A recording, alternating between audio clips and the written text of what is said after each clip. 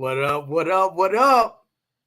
Welcome to the podcast where we think we know everything, but we really don't know shit. But what we do know, it's a new season, baby. New season of the Chicago Clubhouse podcast. We've been at this for 3 years. 3 years, man. So let's give it up for that. 3 years, baby. And it all started because we were fucking bored during COVID. We were on lockdown. We had to have something to do. So we started doing this. And I must say, I got to kick it off by saying that my pops encouraged me. He really encouraged me to do this. So thanks, Pops. And we're in a new Bears season. And we kick it off with the fucking Cheeseheads. Woo! I can't wait, man. So we got a great show today. We got a Cheesehead fan. It's coming in here. You know the Cheesehead fan that always be in here. Cheesehead Mel. She gonna come in at some point. Yeah, we're gonna listen to a little bit of what she gotta say. Then we're gonna get rid of her ass. But I'm gonna bring my boys in here. I'm excited, man. So first, we're gonna bring my boy who knows every single stat from every single team, basketball and football, 80s and 90s. My man, 50 grand, JB. Man, you caught me off guard, man. Normally you run a promo for us or an intro or something. I forgot. I forgot. So you know what? After we bring in the team, we're gonna have that. We're gonna do that after we bring in the team. Maybe some people they don't get to see it. Y'all get to see it now. So we're gonna bring in the next all-star who just might have the foulest mouth in the city. Well, maybe he'll tame it today. Maybe he'll tame it down today because it's a new season. But I don't know if that shit gonna work. My man, Foul Mouth C. Hell no, I ain't turning it down. I'm not turning it down at all. God damn it. Fucking Bears season, that baby. Didn't work. Hell no. Shit, what for? It's Bears season. It's time to get this shit on. True. I've been having sleepless nights just thinking about what the fuck gonna happen this season. It's true. I'm ready. Let's go. Yeah, let's go, man. And my boy Grogu, he ready too. Ain't that right, homie? What up, Grogu? Oh, that was some new shit. Oh yeah, Grogu using the force around this motherfucker. Tongue out. We ready too. That was new. I never got that response before. Oh, yeah. We ready. Let's go. 3-year anniversary. You know what I'm saying? Bears, Packers, starting out the season. Yeah, man. I'm excited about that. I can't wait. So let's bring in last but not least, the man with that Hawk talk. We ain't talking about no goddamn Blackhawks tonight. My man, Frank the Tank. What if our guest wants to talk about the Blackhawks? Yeah. Nobody want to talk about this. What if he's a diehard Blackhawk fan? Yeah, he don't want to talk about no goddamn Blackhawks, man. He don't want to talk about that shit, man. Never know. Never know. Yeah. What's up, guys? What's up, man? Nice excited about the season? Oh, I dude, know you're excited about this. I don't know if it's just me, but this last 2 weeks been dragging like a mother. I've been waiting for this game.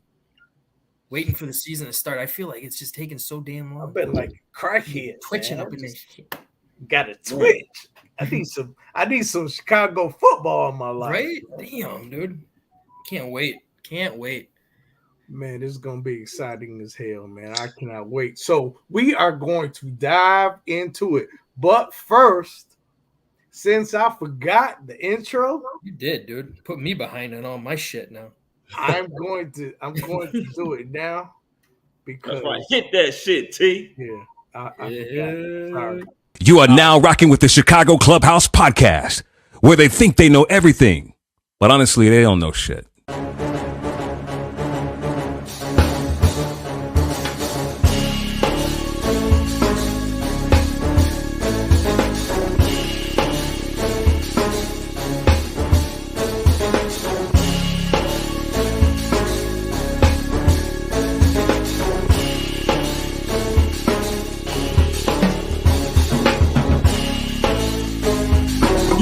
summer league games and they tell you about these new up-and-coming coaches. I think we should get rid of every motherfucking owner in Chicago. Enzo and Caruso, both when they are on the court, are like your defensive generals. But they need to get that strong safety who's not scared to hit somebody.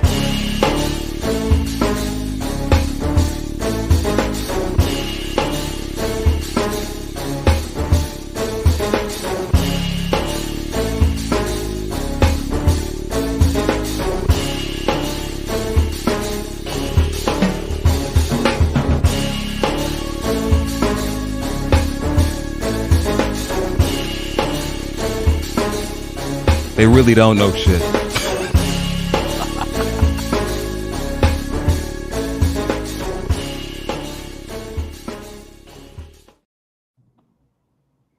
Yeah, we really don't know shit. We want to, though. We really want to. Dude, does Ryan Poles know shit? I think he know a lot of shit.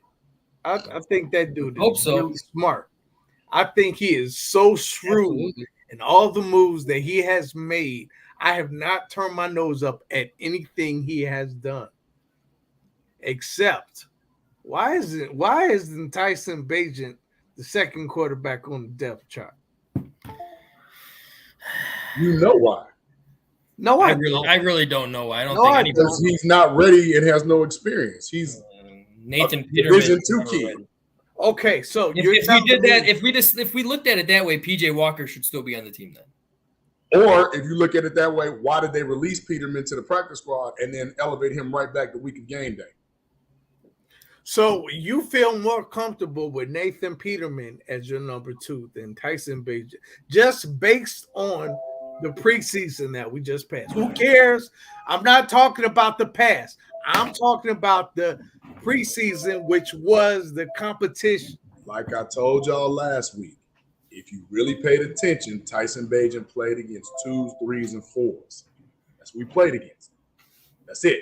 He has no reps with the number 1s, whereas Peterman has played with 1s. You're not wrong there. You'd be a fool to just. And how has he fared? Because of the how preseason. has he fared with 1s? I wouldn't have kept Peterman. I would have kept it just like it was. Kept Tyson Bagent because he is possibly somebody that you can either get something for in the future or possibly turn into an adequate backup for like a Chase Daniels type. That'll be like the greatest backup ever that we've seen. But right now, because of Justin still learning this offense as well, getting into year 2 of it, really just taking the reins off of him, you need somebody in there that can be an applicable backup and win games, just in case.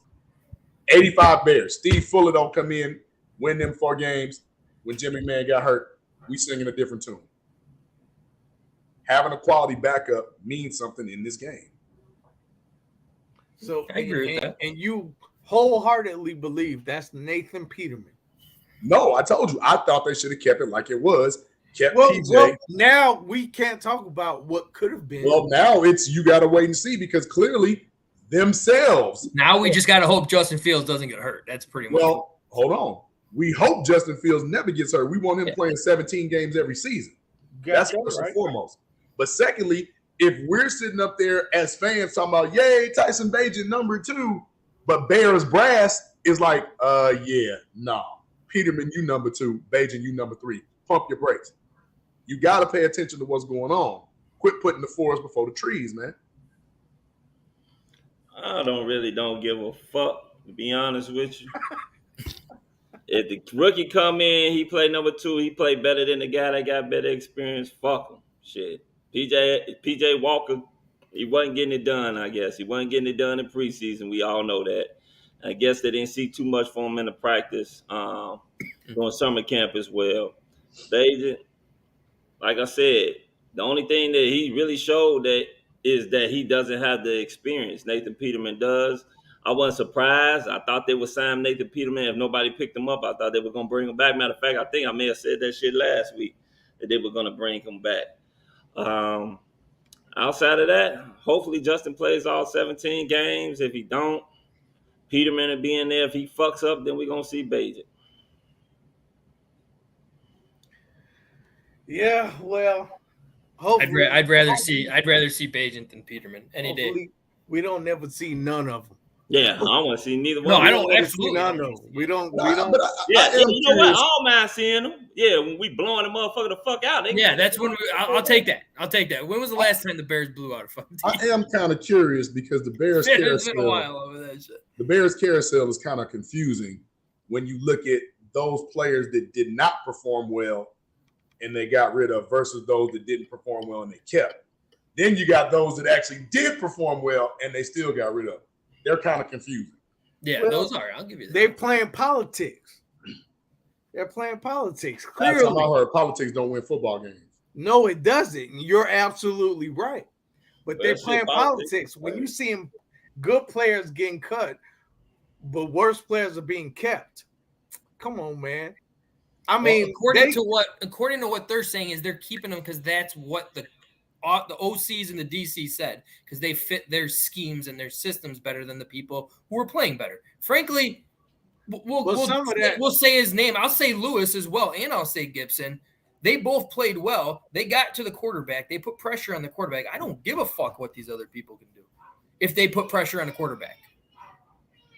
Some of that may be true, but then you got to think about, okay, in a year or two, what kind of money is he going to command? He's going to command too much money. Oh, well, we need to get rid of his ass. We can keep him and develop him, even though he's a lesser player.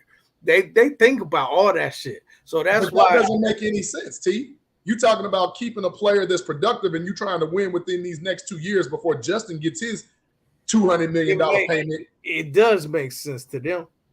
But that's what I'm saying. You playing the politic game for no reason. Lewis and Gibson ain't commanding that much money. No, I'm not talking about them specifically. I'm just talking about. That's exactly what I'm talking about. And then you say, get rid of PJ Walker because he had a terrible preseason. Well, Velus Jones had a terrible preseason and you kept him. He ain't have a terrible preseason as fucking PJ. You know what? Yes, he did, because if you look PJ had a lot more chances. Nah, fuck that. Hey, PJ had a lot more chances than Velus. I'm gonna urge you all to go and look at who the punt returner is now. Who is it? I don't even know. Is it the guy we just picked up? Yep. Exactly. They took him away, which I'm not trying to say that we want Velus to be our punt returner. Well, he might be the kickoff returner. Velus is listed at, but if you all pay attention to football, that means there's 7 receivers on the squad, and you know most teams only dress 5 on game day. Well, 2 of those receivers that you're dressing are your special team starters. So who's the odd man out? Tyler Scott, EQ. Somebody not gonna make it. EQ. I would say that would be my guess. That's your blocking tight end. EQ's tough because he's your only really good run blocking wide receiver. You don't have any other ones. I mean, you got Chase. Chase blocks good. He's solid, but I mean, EQ is a much better blocker. Well, but Chase Claypool's got that big body and those big ass mullen hands, so he's a good blocker too. He would be my guess. EQ would be my guess. The odd man out. But, so okay, let's say that's the case, right? And we'll go with that, right? The problem is when you look at Getsy's scheme, EQ fits it from the wide receiver position because he can block. Yeah, it's true. Then it might be Scott shit. You remember, he is a rookie. But he's your only other downfield threat for He's a burner, though. That's all Velus is, too, as a burner. You got to realize, you got Velus, he's a burner. He can't catch. Huh? Velus can't catch. Well, bullshit. Now, but they were talking about this motherfucking summer camp. They said that some bitch was catching that. They said Velus had a great camp. I don't care. That might be the only reason vintage Matt Nagy, not a dollar in the swear jar. Vintage Matt Nagy. We had a great practice. I don't give a flying fuck what you do in practice if you don't perform in the games.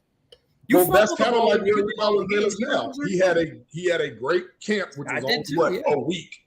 But now through practices, he's been relegated to kick returner only. He's not even running with the twos on the offense on the wide receiver side. So here we go again. Where are you hitching your wagon to? Of course you hitch your wagon. He wasn't gonna be with the twos anyway. Why not? They're starting 3 wide receivers are Darnell Mooney, Chase Claypool, and DJ Moore. So that means the second tier would have been EQ, Tyler Scott, and who? I don't know. It depends on what they come out with. I don't know if they're gonna start 3 or they're gonna start 2. They may be in a 3 receiver set majority of the game, but I don't know if that's how they're gonna start it out. I think they kind of have to, because the way that the system is ran, it calls for it's a variation of the West Coast, but it's more of the run heavy version, which you have to have blocking wide receivers, which is why they like the bigger wide receivers like Claypool and EQ. Now, I'm not saying that EQ should be a starter by no stretch of the imagination, but what I am saying, if you're getting into the evolution of the passing game, how do you not have your 3 best receivers on the field at the same time and actually throw the ball? That's going to be a problem. Look, DJ Moore ain't going to stay here if we don't give him the ball, y'all. I'll put it to you like this. We ain't lacking for speed. That's for damn sure. We got a lot of speed. So we didn't have any deep ball threats last year. Now we have a lot. But that's my point. You got so much speed, and these guys that are fast can actually run routes. Yeah, other than let them play ball. I don't want to see wide receiver screen, Justin run, Herbert, fade pass. No. Let's open it up, man. And I'm not saying this to compare apples and oranges, but if you saw what Shadur Sanders did against that TCU team, hey, man, throw the damn ball. Yeah. Period. Throw the damn ball. I know. I don't even want to get on that whole Colorado thing and people jumping all on the fucking bandwagon shit. Get their ass when the real season kick out and the motherfuckers lose 5 in a row. We'll see everybody talk that shit. And I'm not. Hey, look, I'm not debating that as even an issue. I'm just saying, throw the ball. You got a kid that can throw the ball. Let him throw the ball. You got receivers that can actually run routes and catch and get open. I don't think it's the problem about throwing the ball. I think the problem is to see if his offensive line is gonna hang in there and give him enough time to throw the ball. So I am concerned. I'll be the first one to die on that sword. I am concerned with what I read today, because you all know Tevin Jenkins is still out, and they're saying he's about 2 to 3 weeks out.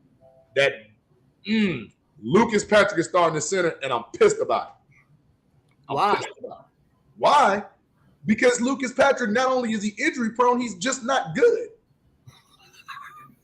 They picked up the boy Feeney, who can play all 3 interior positions. Let Cody Whitehair get some repetition and call them plays from the center position with Justin. Let the dude from Orland Park and with the Sandberg, Feeney, let him start at left guard till Tevin come back. What are we doing, Bears? Well, I think you got to give him some time. I don't think he knows that system like that yet. So I think you got to give him some time. I'm not saying that it won't happen. I just think that, the smart thing to do is give him some time, let him probably sit a couple games, and then, probably by game 3, he can probably get in, because I think we already know that Jenkins is going to miss up to 4 games automatically. Well, he has to miss 4 games. Yeah, it's on that list, yeah. Because he's on that list. But they said he's only a couple of weeks out, they're projecting. But like I said, the problem is we've seen this Lucas Patrick story before. To me, it's no point. If Feeney needs to get up to speed or whatever, I get that. But they have him slated as the backup center. And, Doug Kramer's hurt. Yeah, you got injuries all up and down the line, so that's what makes it kind of scary, because shit, your starting center has to move over to the left guard. The backup center, he's been fucking hurt. He wasn't shit but hurt last year. Hurt and not good. Yeah, it didn't look good. And now the second year guy that you got from Illinois, he's fucking banged up too. Again. You're going to start Dieter Eisner? I would have kept him, but he's not on the team anymore. Oh, shit. Yeah, they could have. The only other mainstay they have is Jatari Carter is playing backup right tackle. Larry Borum is the swing, right? But I wouldn't be surprised if we see Feeney game 1. I wouldn't be surprised. Hopefully, I hope we don't see his ass game 1. I really hope we see him game 1. Then that means the offensive line is doing a fucking decent job. Which Lucas Patrick scares me, y'all. So JB, yes, I'm glad you mentioned Jatari Carter. Mm-hmm. So we had a question from the commissioner. Okay. He asked, what do you think is more likely? Jatari Carter will have more sacks this season, or D. Wright will give up more sacks? Darnell, right? No, he's talking about Jalen. He's talking about Jalen Carter, not Jatari. Jalen Carter. I'm sorry. we talking about if Jalen Carter has 4 sacks on the year and Darnell Wright gives up 3, I mean, we win. So, like, I'm not really concerned about that. Okay. Yeah, I mean, everybody keep going back to this Jalen Carter. The Bears should have drafted him. Oh, he's looking good in preseason, all that. Let's get one thing straight. Once again, it is preseason. 2, like I tell everybody, we were not equipped to take on a personality of a Jalen Carter. A guy that, you know what I'm saying, coming from the draft experts that sit up there says that he has no motor. He doesn't like to work hard. You know what I'm saying, has character issues. I mean, that wasn't the first time that he had got into trouble. You know, so no, we were not able, we didn't have the leadership, the veteran leadership, or the players to sit up there to take on a guy like that.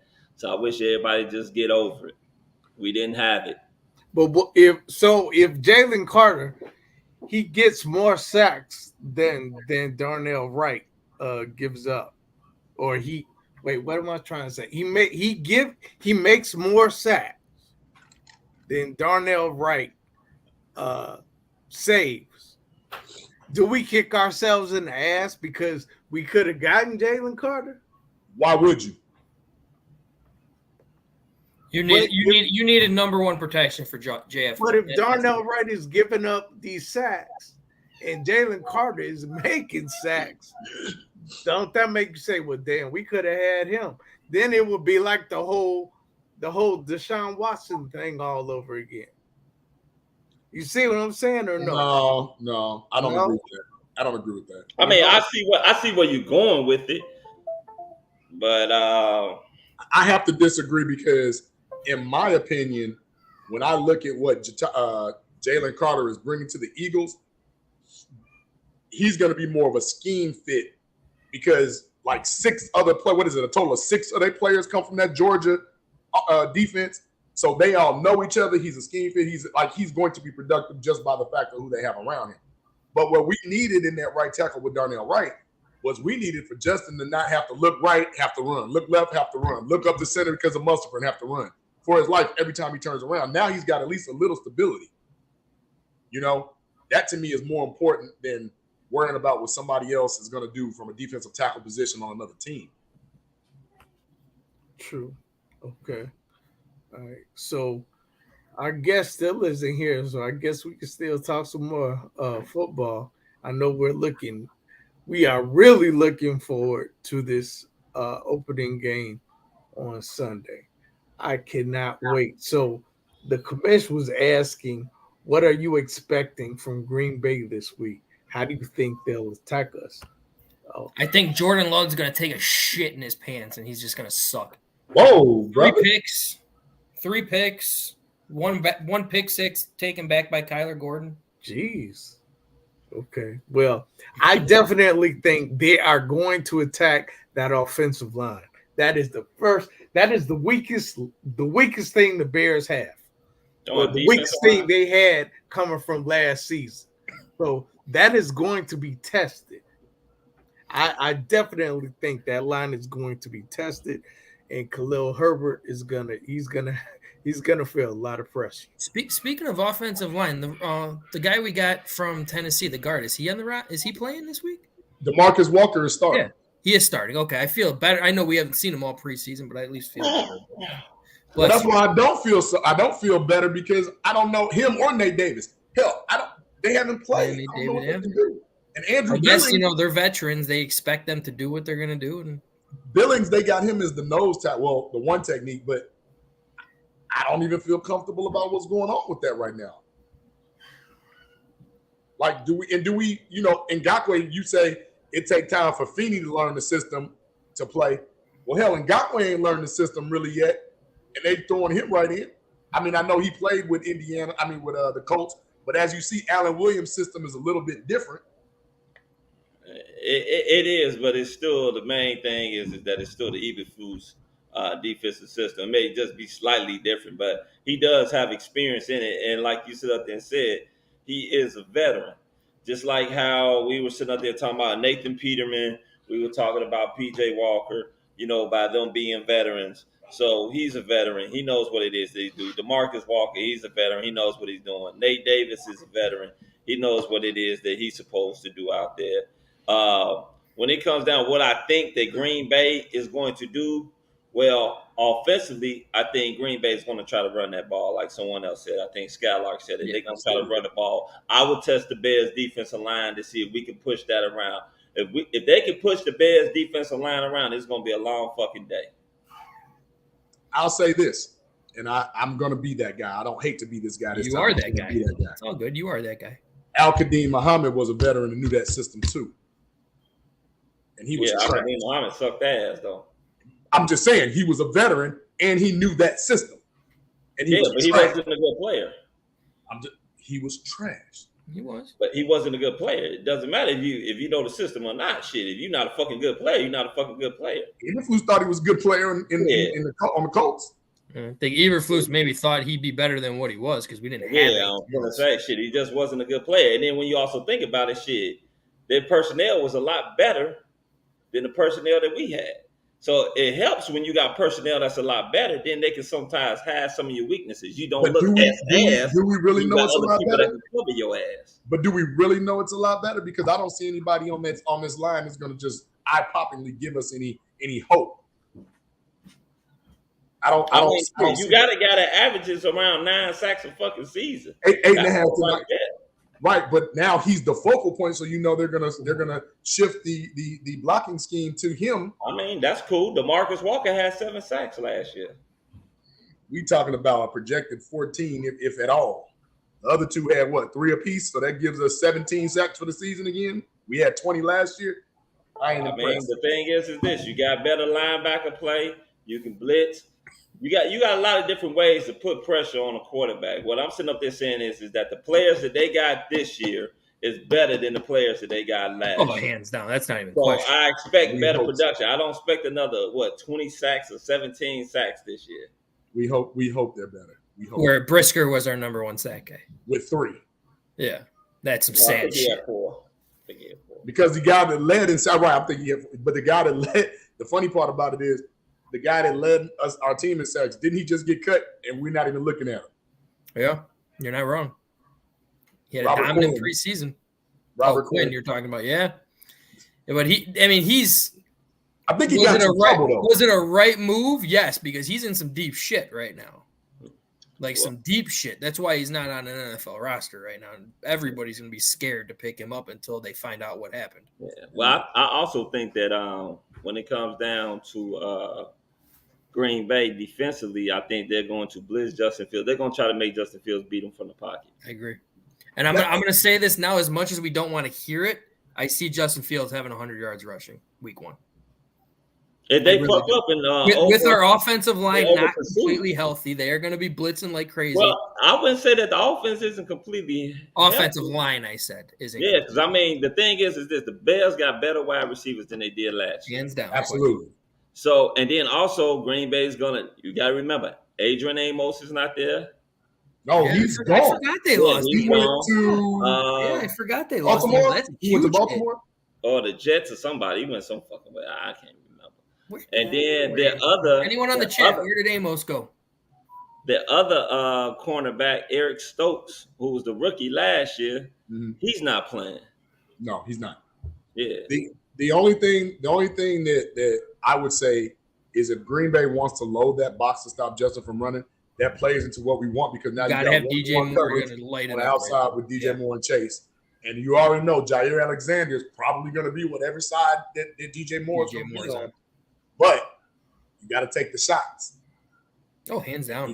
You got to be able to take those shots, guys. Well, that's one thing we do know. They call up the plays. Justin gonna take his shots downfield now. That's what he's like. Better. And if they fuck up and they give him a seam,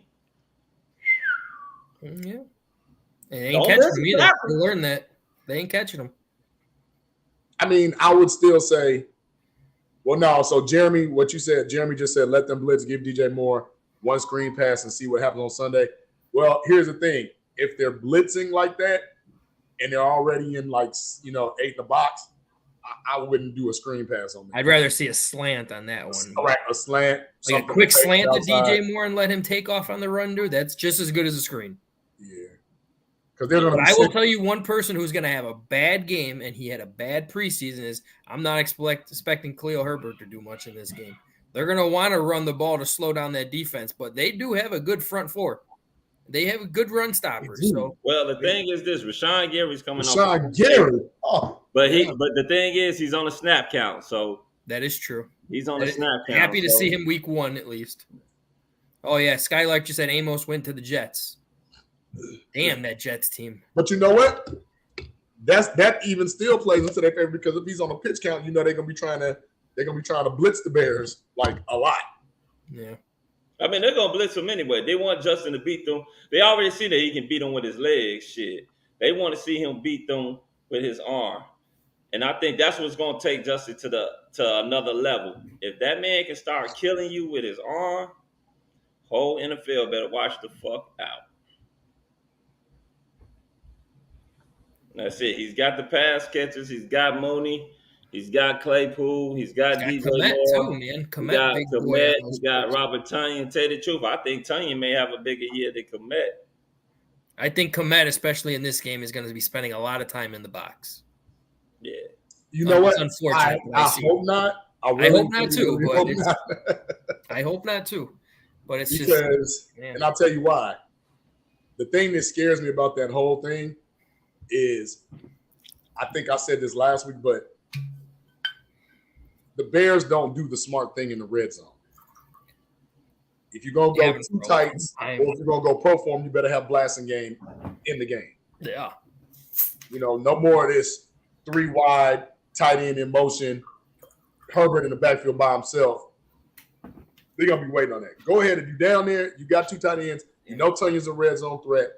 Komet and Justin are getting some real, cohesiveness going together.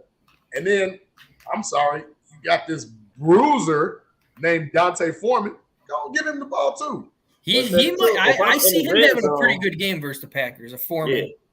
That might be a nice little start off for him for sure. Yeah. If I'm in the red zone anyway, I'm not putting fucking Herbert in there anyway. I'm gonna go with the guy that can sit up there that is supposed to be the bruiser between him or Roshan, whichever one you choose, and both of them catch out the backfield. Yeah. Why sit up there limited? Because you already know if you got Khalil Herbert in there, they ain't running no motherfucking. But that's the problem. That son bitch. Look at last year, how many times Montgomery and Blasingame should have been in to get that 1 yard, and they had Herbert in there trying to hit the outside. It's because they wanted to lose. Even no. Colin was sketchy as hell last year. Hold on. That wasn't during the losing streak. This was early on. Yeah, it don't matter. Well, they continued on. So goddamn it, shit. Yeah. Hopefully you just prove my points. You just prove my points more when I'm talking about how bad that they wanted to lose last year. It's like it's a coaching decision. You can sit here and say that the coach is an absolute moron for doing something like that, and you'd be right. Or is he just saying, I want to fucking again, prior to the trade deadline, when they were 3-4, the Bears weren't talking about tanking anything. They were in games in contention. They weren't talking about tanking. No, I agree with you. They still didn't expect to go too far. I didn't expect them to go too far from the beginning of the season. And just to bring it up with the commish talking about right now, I love to see RJ get his first touchdown. That's because you drafted him in the draft, the pick right before when I wanted him, you asshole. I literally had my finger on that button, and then you picked him right before me.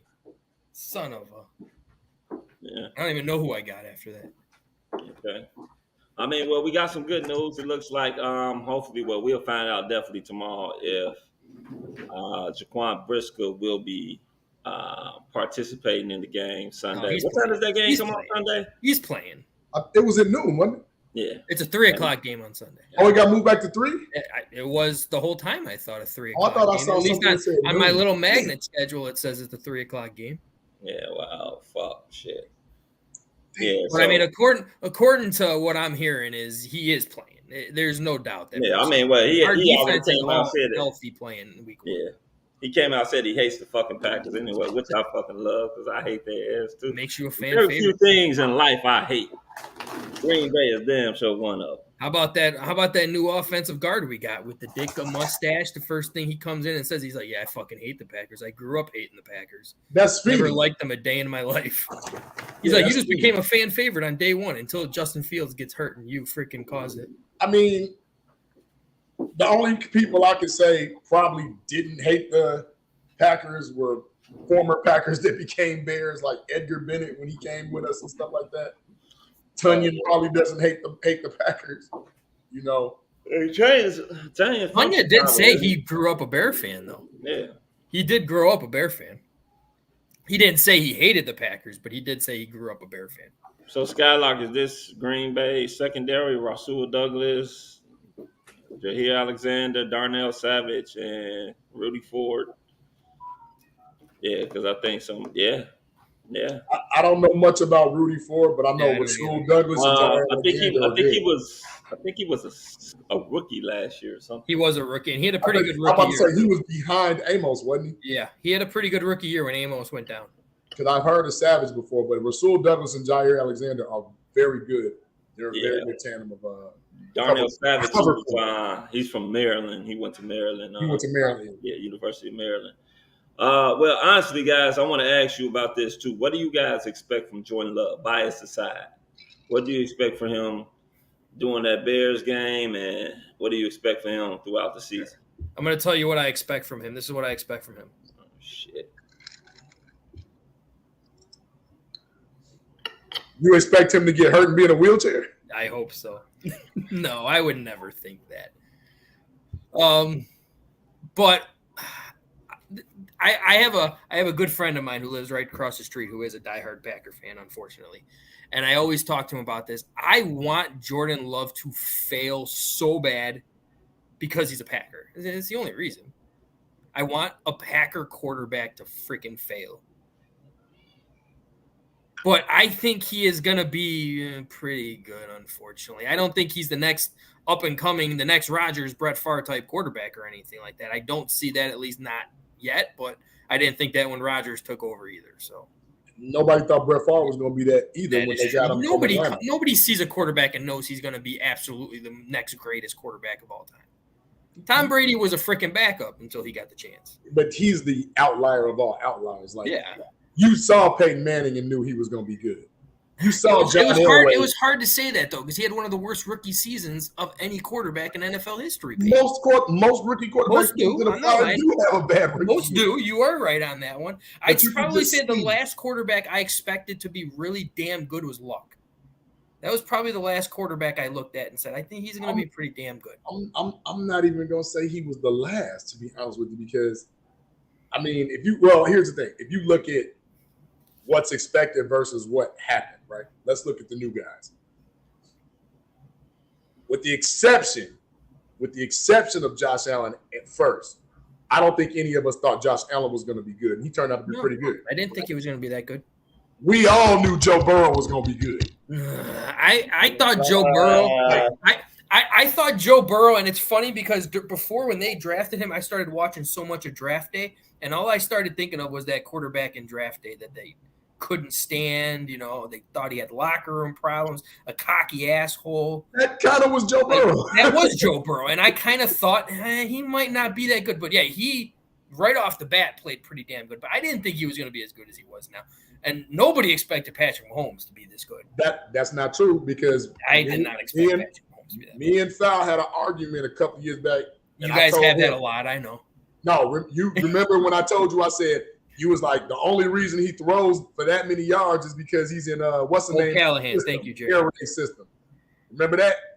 Yeah, I remember that. But the only thing we agreed on that day was that what is his name? Coach of Arizona was going to be a terrible coach. Oh, we was like Patrick Mahomes could throw that ball. We could see him throwing that ball. Yeah. Cliff Kingsbury. Yeah. Cliff. Me and Val was talking on some just like we always talk sports, y'all. But I remember the conversation we were talking about because we all wanted the Bears to draft Deshaun Watson. We didn't even want them to draft Mahomes at the time. We wanted them to draft Watson, and Mitch was just not even on the radar. I actually wanted them to draft Watson too. I did. I wanted Watson as well. we at top because Mahomes, I was like, do y'all see the way he's throwing his ball? He looked like a video game. That was at Texas Tech. It was like, he only does that because Cliff Kingsbury throws the ball 50 times a game. I saw Johnny Manziel and Patrick Mahomes. Like showboating type. That's what I saw. I didn't think because he was a small guy too. Like I just didn't think he was gonna. He's smallish.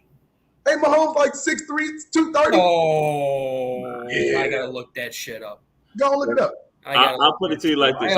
I didn't expect Mahomes to be who he was. I thought he was a gunslinger. I thought he was kind of wild with the football. You said he was Brett Favre-like. Yeah, he was definitely Brett Favre-like. But the thing about him is that everybody was sitting up there saying, "Oh wow, he's 6'2". God damn, he doesn't look right." Okay, I'll give it to you. The draft experts were saying that the guy is sort of like a loose cannon, footwork all over the place. He takes a lot of risk. Not really accurate because he wasn't really accurate. I mean, even now, you look at him like last year. It's funny during the preseason, the first preseason game. You heard people sit up there and talk about Justin Fields. Oh, he only threw 3 passes. They were negative some yards in the air, whatnot, behind the line of scrimmage. The players did all the work. They took it to the house. Well, last year, I think Pat Mahomes may have averaged maybe 4 yards. It was more than that. I know what you're talking about because they led in yards. Yeah, they led in yak yards. His numbers, if you noticed, like his average as far as air yards have dropped every fucking season. Well, part of that's because Tyreek Hill is gone. Yeah, exactly. Exactly. But that's what I'm sitting up there saying. You also got to take a look at it. But they constantly keep getting speed guys that can get yards after the catch. That's what sits up there, and that's what constantly keeps helping them out. But nobody talks about that. Nobody says anything about it. Everybody just thinks that Mahomes, because of what they're going to see him in the past, he's just going to air it out and all this type of shit. He really didn't do that last year. So if you look at what, and I'm saying this only because when Nicole Hardman got hurt, it kind of changed the dynamic. But when you look at what he got now and say, well, he had one of his 5-year career, right? There's not a large sample size, but name me the guy other than MVR who was the stretch guy. They really didn't have one last year. So he had to be more methodical. Juju not a stretch guy. Kelsey's technically not a stretch guy. Kelsey just get little. He's a stretch for tight end, I guess you could say. You give Kelsey that ball and he got superb wiggle and get up out of there. Sky Moore, not a guy. Now Kadarius Toney, Justin Ross, Rashee Rice, them guys they got now with MVS again. Now watch him have more throws down the field. We're going to see. We'll see. But I want to get back on this Bears-Packers thing. We do got another question in the chat going Packers type related too. So bring it up. Looks like the Packers will be running 4 linebackers against us. That's probably to keep a box inside of JF1 to make sure he doesn't run the ball. But at the same time, that's where your speedster's got to be lighting shit up. Well, if they're playing that type of, they're either playing a 3-4 or a 4-4-3. That just means they want people in the box to stop Justin from that run. Exactly. Their number one goal is to keep JF at 1. And if Darnell Wright or Braxton Jones don't set that edge, it's all for naught. Yes, and that's going to come down to hopefully that means Justin will have some time. But at the same time, we need a center, Justin too. You got to be able to read. They're going to be blitzing him on the outside to try to throw him off. So I don't think blitzing. I thought he did pretty good in preseason and practices and reading defense. If you're gonna blitz him, you better blitz his ass up the middle, not from the outside. No, you're gonna get destroyed if you blitz him from the outside. Well, here's the thing with Nate Davis and Cody Whitehair there. I think they're a little bit more solid than when Sam Mustipher was there. I think everybody would be more solid. You know the bad part is I went back and looked at some of Sam Mustipher's percentages. You let the tail of the tape tell you he wasn't that bad. And I'm like, nah, come on. My eyes tell me different. Same with Lucas Patrick. Like, he was a turnstile at center and guard. But all that we've seen of Nate Davis don't get beat. Remember when we were talking all that stuff about, man, we need to get Orlando Brown? Mm-hmm. Orlando Brown gave up the most pressures of a left tackle in the whole NFL. 47 pressures. We didn't need that. Braxton Jones. He's a run-stopping type. He was a run. No. Orlando Brown was a pass-blocking left tackle. Oh, you mean are you talking about all of last season? He gave up the most pressures. I didn't know that. Any left tackle. Yeah, I didn't know that. I thought he finished. So that's what I'm saying. It's the game inside the game, right? He looked, he's big, he's strong, he's doing it. No, I'm glad Cincinnati got him. Let Joe Burrow get hit some more. Yeah. I mean, the thing is this. When it comes down to the game, it's going to be up to Justin and his arm. He's going to have to make some plays with his arm. His wide receivers are going to have to sit up there and get some separation. We need separation from Claypool. You got receivers who can get separation. I think you got separation for more. When they go into, like I said, Cole Kmet, to me, he's not really a man-to-man beater. He's a zone guy. He knows how to get open in the zone. Now, Tunyon is a man-to-man beater, but not so much Big Stiffy. I mean, Big Stiffy is more that type of guy. If you're going to leave him out, now you got me calling him fucking Big Stiffy. You're going to be leaving him on the line to block, but then have him roll off and dump it to a screen if you start seeing pressures, because it's hard to take his ass down. He's not going to go down in the back. Shit, it's hard for his ass to pick up some steam. Shit. I don't care. If you get that 5-6 yards slowly, I don't give a shit as long as you get that 5-6 yards. Yeah, but the thing is, he might not get them 5 or 6 yards. You know that big motherfucker. He's stiff, man. It's like you give him the ball. He doesn't go down on contact. He doesn't go down on contact. He bulldozes. Well, he doesn't. He doesn't go down if you hit him high. If you hit his big ass low, he's going down. I mean, he's pretty solid at lowering his shoulder and placing the boom on people who try to go low on him. All you gotta do is stick your foot out and trip his big ass. Well, I mean, I believe that is a 15-yard penalty if you stick your leg out and trip. Well, shit, so I'll take that shit. Cole Cement. Yeah, that's fun. Everyone's got to rip on my Big Stiffy. Wait, did somebody say Cole Cement? Skylar said Cole Cement. That's fun. That's fun. Yeah. So wait, I got a question for you guys. Like, this is a real question. What do you guys think Darnell Mooney is going to do this year? Because he is up for contract. I think he's going to be that. He needs to have that big piece right there, man. He needs to be that guy because like how you said, Alexander is going to be on fucking DJ Moore all game, and that's where Darnell Mooney's got to hit that slot type and use that speed. Like, I love to see slant throwing to his side as well. So yeah, Darnell and Chase is going to be big. They're going to be the ones that's going to really have to sit up there and pull this out. I mean, I like Jair Alexander. I like DJ Moore. I still would take a wide receiver over DB any day. But if they're going to have him on there or they're going to even bring that much attention to DJ Moore, Mooney has got to win. Chase has got to win. There's no question about it. There's a good chance you'll see some times where Mooney will be lined up with a linebacker, a coverage linebacker, or a safety, which could play into his hands. That should absolutely play into his hands. And that's good because we definitely know Justin and Darnell Mooney got a report. I was watching some of his highlights the other day, and I forgot some of the stuff Mooney was doing, some of them catches, and I'm like, he did not catch one ball all preseason, but I don't care. It's preseason. I can tell you this, and this might not be popular, but as you all were saying, this season, Darnell has to step up because it's his contract year.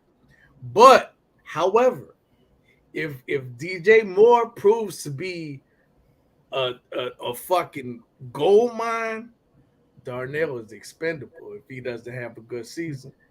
How is Darnell expendable? Huh? How is Darnell expendable? Darnell is expendable if DJ Moore plays well because you still got Chase and you still got. Well, let's not forget Chase is on a contract. And Chase is the one that don't really want to be here, considering all rumors.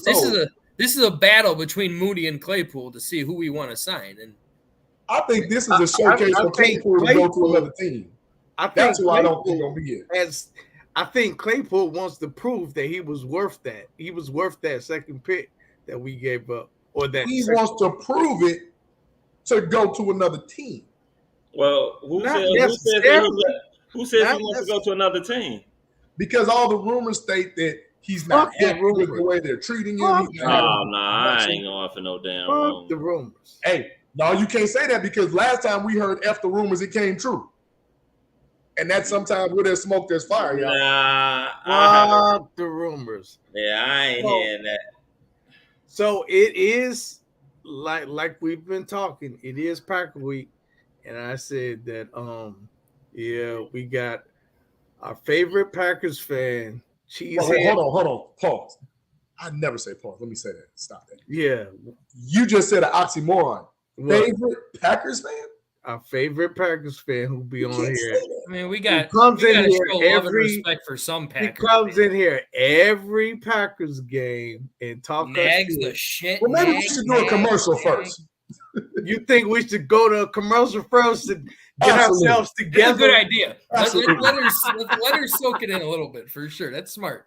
Okay, let's do that then. Let's go to commercial. We had like a toilet paper commercial that we can play. Right, I just had to do that because I'm being petty. You say toilet paper? That'd be fun. Like this, something like this. Oh! I'm just saying. I wish we had like a toilet paper. We could have put that was nice, Frank. That was nice. That was a good one, Frank. All right, let's go to a commercial then. Listen, shout out to my man Terrence from Chicago's Clubhouse podcast, from the Moore's Brewing Company here in Chicago, Illinois. All right, we got bros out here putting out this for the Moors. It's tasty. I didn't even have to come on here and lie about this. All right, this tastes like what I like when I drink a beer. I don't drink a beer often because I'm too big and I need to stay off of carbonated drinks. But this is the carbonated drink you need to open up and crack and take a sip. All right, if you want to come out of the dark ages, be educated. All right, get you some of this Moore's brew right here. It's definitely tasty. You can get it in Kimbark and High Park. Whoa. I thought we were a team. Where's mines? And when are we getting in Tempe, Arizona? I guess we're going to have to find out, man. But everybody out there, for here in Chicago, go to Kimbark and pick you up some Moore's.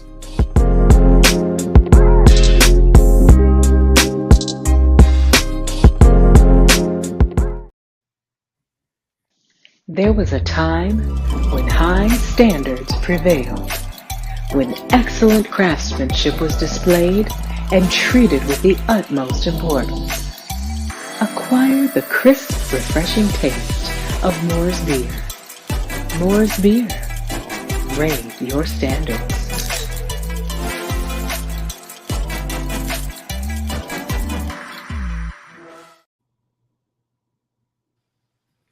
All right, so is everybody ready?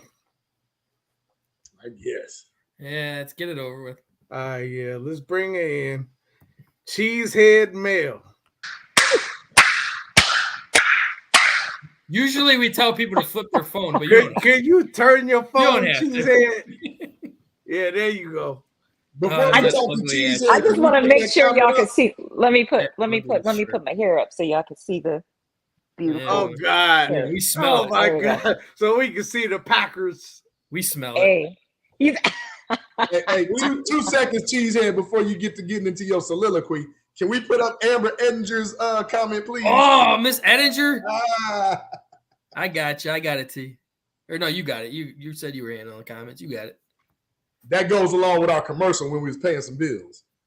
I'm trying to get on that Moore's beer and Harold's Chicken this weekend. Yeah, let's do it.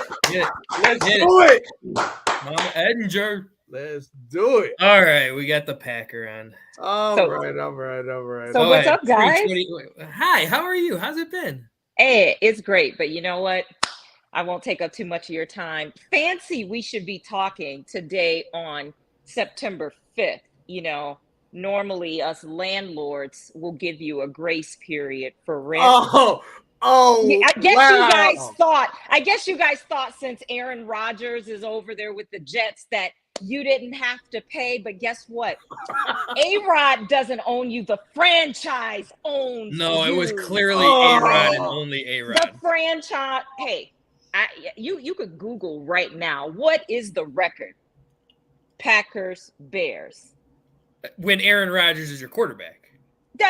Over the franchise. That does matter. He hasn't been there since the beginning of time. He hasn't been there with Bart Starr, right? So like, you finally passed us over the last. But it's not even by that much. What is it about? Like 2 games, 3 games? 2 games, I think, is what it is now. That's what losers say. Man, we only lost by 2 points. Like, who's counting that, right? Like when you know what we are counting? What are we counting? You guys are gonna had over 32 years of fucking Hall of Fame quarterbacks and only got 2 damn Super Bowls. That's what the hell we count. I'm sorry. I mean, as Bears fans, we underachievers. haven't been there, so it's been a while, so it sucks. But that's embarrassing. Yeah. So it's consecutive losing seasons. So it's all good. I get it. I get where you guys are coming from. You know, your Super Bowl is actually Cheesehead. You talk a lot of smack, but don't forget them Don Mikowski years and right before wasn't that long ago. Listen, sir. What I think is funny ebbs and flows. What I think is funny is that y'all give me such a hard time, but y'all never bring me back after the game. I wouldn't. We can. No, he's like anytime the Packers especially win, after this week. You can't come You know back. what? You're right. We were supposed to bring you back after that last game of the season versus the Lions. You absolutely right. We were supposed to bring you back. Yeah, we did want to because again, you guys got close. We're talking about you guys got Green close Bay and Chicago. I was just saying because neither one of us made the playoffs. In Chicago. So, I mean, I got so much to share with you guys. You know what? I want you to answer one question for me real quick, because I ask a lot of Packers fans this, and I want to know your honest to God answer. Honest opinion. All right, let's go. How do you feel about Aaron Rodgers taking a $30 million pay cut to play for another team to build a team around him when he refused to do that for the Green Bay Packers for the last, 10 years? How does that make you feel as Packers fans? Because the two people I asked, they said, it doesn't matter. We still love Aaron. I was like, that has to hurt.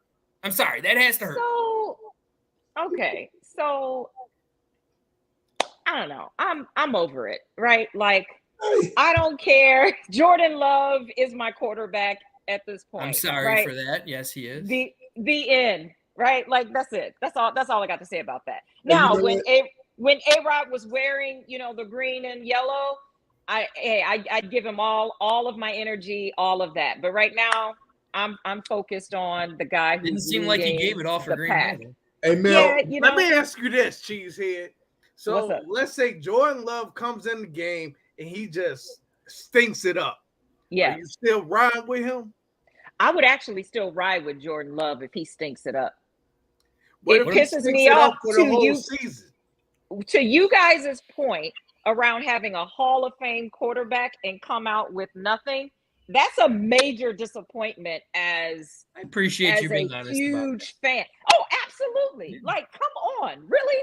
So if Jordan Love comes in and stinks up the whole season, I'm actually cool with that. It'd be new. I'd have to get some tips from you guys on how to cope with losing, but I'm cool. I would be cool with it. You could have at least said quarterback losing, but I'm cool with it. I think he's a young guy, right? Like this is actually the season that I've been waiting for, right? Like this when was the last time y'all been to a Super Bowl? Oh goodness! Do you really want it? Do you really? You answer that question, please. No, I don't know. Honestly, you answer it for your team. I think it's been more recent, hasn't it? 2006. I don't think it has been recent, actually. Right. What was the question? Aaron Rodgers did win it after we went to the Super Bowl. I said when he asked me when did Rodgers win it? 08?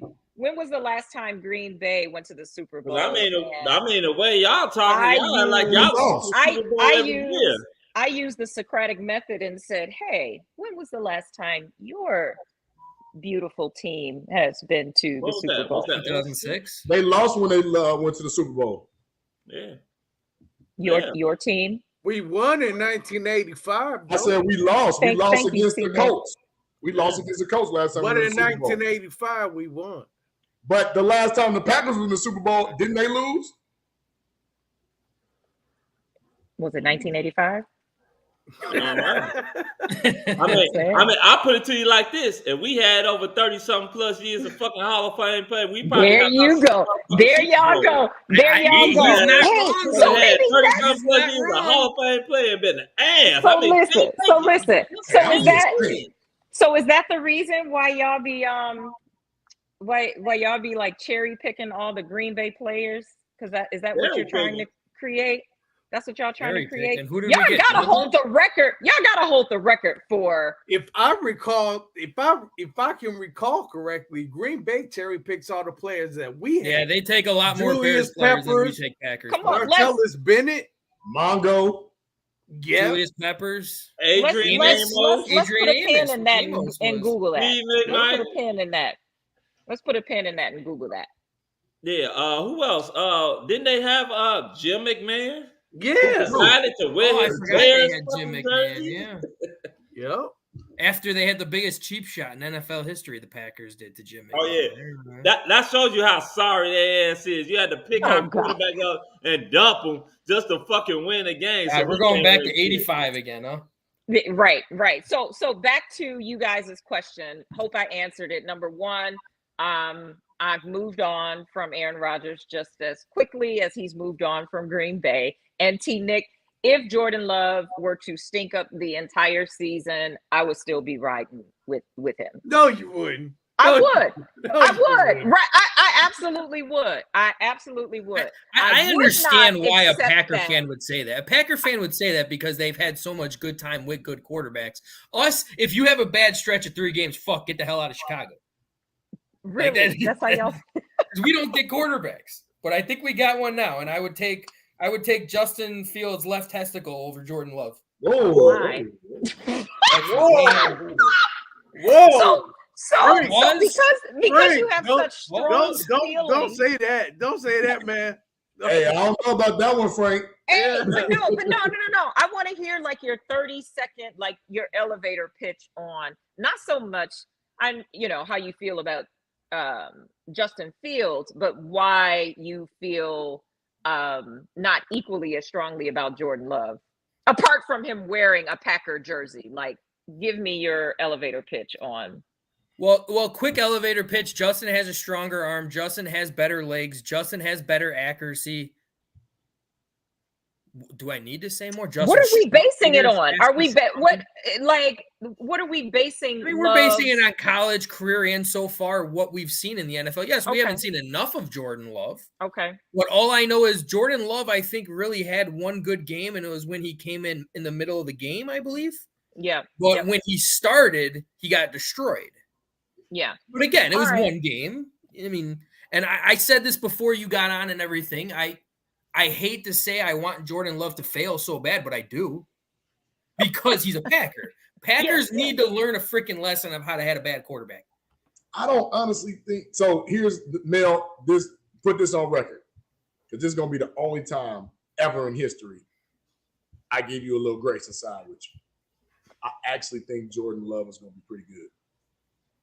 I actually do, because just watching the preseason, I have vested interest. Like, let me make sure this dude is he good? Is he great? Is he okay? Is he mediocre?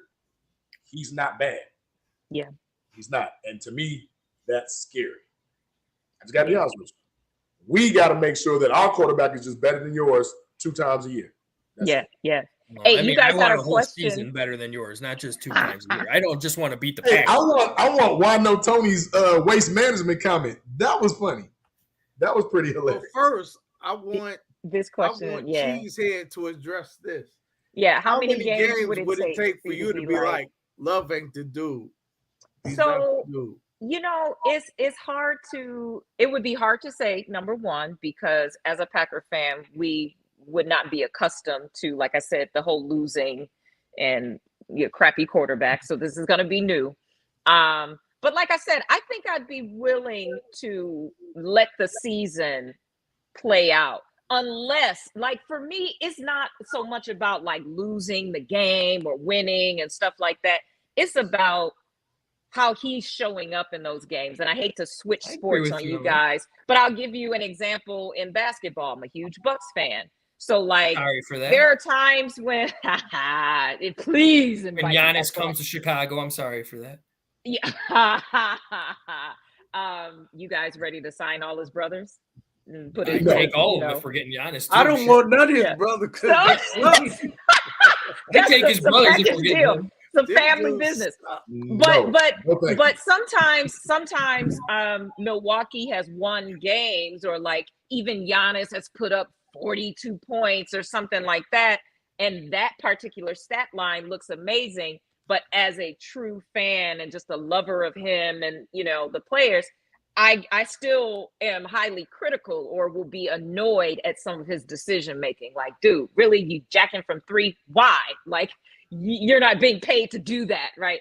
So to answer the person's question, to me, is not going to come down to like, hey, did the Packers lose all their games this season? Jordan Love is not the guy. For me, it's going to be about how he's showing up in those games, if that makes sense. And hopefully I answered that person's question. So stinking it up would be getting ridiculous penalties. It's like your head's not in the game. You know what I'm saying? Like just poor judgment at the line of scrimmage. But like if he's doing those things and, you know, he's carrying himself, leading the team, and he's just losing the game, hey, I'm gonna ride through the season, and I'll definitely make a decision after that. But let me bring something to your attention, Mel. A lot of people. There you go, JB. Yeah, that was funny. I know waste management isn't your guys' area. Look at the company and see their. That's hilarious, by the way. But, well, that's what we do. We take out the trash. Or you are trash. No, but we take out the trash. Same colors as the trash bin. That's for damn sure. What I wanted to bring to your attention was you all can't really just jump ship because Brett Favre first year here wasn't that good. Aaron Rodgers first year he was 6-10. It wasn't that good. Yeah, he had good statistical stats though. Aaron Rodgers. They just but the team he always has, right? So it takes time. Disappears in the postseason. Aaron Rodgers' legacy. So if you said with that extra game now, so let's say Jordan Love is 7-10 record wise, over 3,000 yards passing, 25 plus touchdowns, 10 interceptions. Love Jeremy's comment. That a success. Steak in the lovey. I'm just asking. I mean, he is. But I'm sorry. Go ahead. Ask your. You know what I'm saying? Would you consider that a success? See, but again, it's not to me just about the stat line. Given the example I just used about Giannis, Giannis can stack the stat lines, and he can still annoy me with his decision making, his in-game decision making, and dare I say, IQ at times. So that's what I'm going to be looking at for Jordan. Like, I'm not just going to throw him away just because, like I said, he lost a game or his quarterback rating wasn't as sexy as somebody else's. Like, I want to see everything. She's pretty much got the same approaches. She's got the same approaches we did with Justin Fields this past year. It wasn't about wins. No. It wasn't about losses. It was about how he approached the game. It can't be. And with Justin, it was about the moments of making great plays and great decisions. What Justin did have that doesn't work in this argument because the Packers are already ready to win. They just lost their quarterback. They're a lot closer than we are. That's for sure. That's my point. So Jordan is expected to basically possibly be a game management. We hate to say that term, but if he's a game, like I said, if he got over 3,000 yards, 20 to 25 combined touchdowns, and they're competitive, are you happy? And you can't use the Giannis comparison because Giannis may make bonehead plays, have a triple-double, but they still win. They still win. Oh, I don't like that though. But anyway, no, I get it. To answer your question and the person in the comment, I would be happy enough to go and ride the next season. So, right? So let's how many seasons do you give them? Listen, I'm no expert at crappy quarterbacks. I should ask y'all, how many seasons do y'all give y'all crappy quarterbacks? Y'all should be schooling me. We gave Mitch Trubisky 4 years. What to do? We did Trubisky 4 years. Hold on. In fairness, y'all, Aaron Rodgers sat behind Brett Favre for 3 years. Jordan Love sat behind Aaron Rodgers for 3 years. Aaron Rodgers' 4th year, when he finally started, he had good numbers.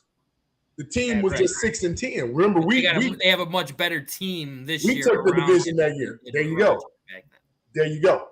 And that's why I'm saying, do you give him the same grace that you gave Aaron Rodgers? You can only say no because you look at what Aaron Rodgers did the last decade plus. Right. When you look at what not he did remembering initially, where he started. Yep. There you go. So you have to give, in my opinion, you have to give Jordan Love the same grace. Oh, I'm ready ready to. I got his I'm grace excited right about here. Jordan. I got his I'm grace. excited Man, about my Jordan. mother's watching. No. Your mom is always on my side with everything other than that little bitch LeBron James. She's on my side with She everything. wasn't on your side when you made that comment about Justin Fields' testicles. She was not on your side. It happens. Sometimes you have disagreements. But I think what Trey Shy said, I think the Packers are going to run the ball a lot in this game.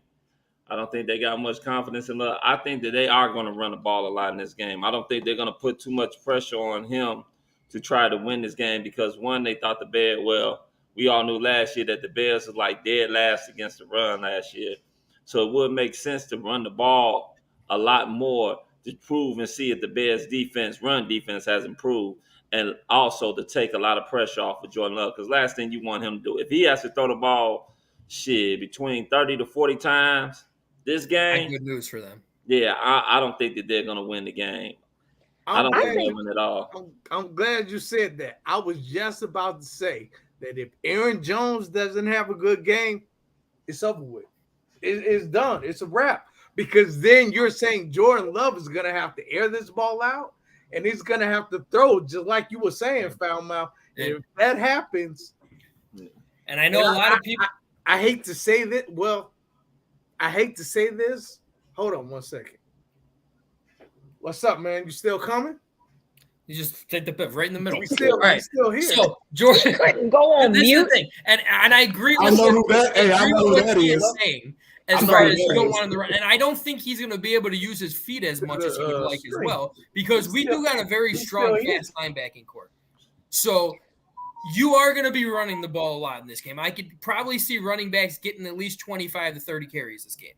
So I would like to agree with you all with the caveat, or not with you all, but with the comment. I don't think it's so much that there would be an absence of confidence in Jordan Love as to why, the run game would be strong. It's a game plan scheme, right? Yeah. Number one, I just feel like I'm actually really excited about the season. I think not knowing what your quarterback's going to be like. No, it's not about that. This is what we deal with every fucking season. You just don't know what's going to happen with the quarterback. I feel like, it works out with some when you got really other really amazing quarterbacks, right? And you can really just put the game on their shoulders and they deliver type of thing. But I think when it's like the blessing and the curse, but now it's almost like we're free from both.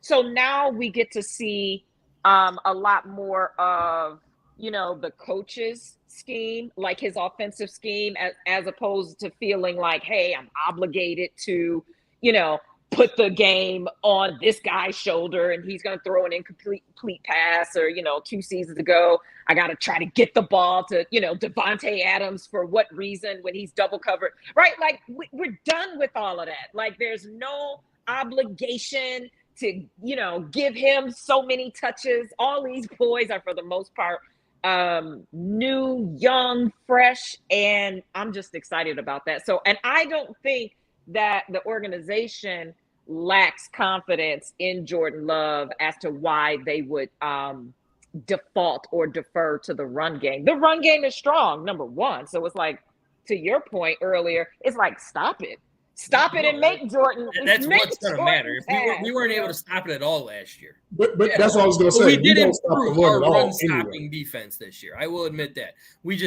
When you put an elite quarterback who can pass the ball, that's where we're fucked. And I think we're at least safe that week one. Nothing against Jordan Love. He's just not at that level yet. Yeah.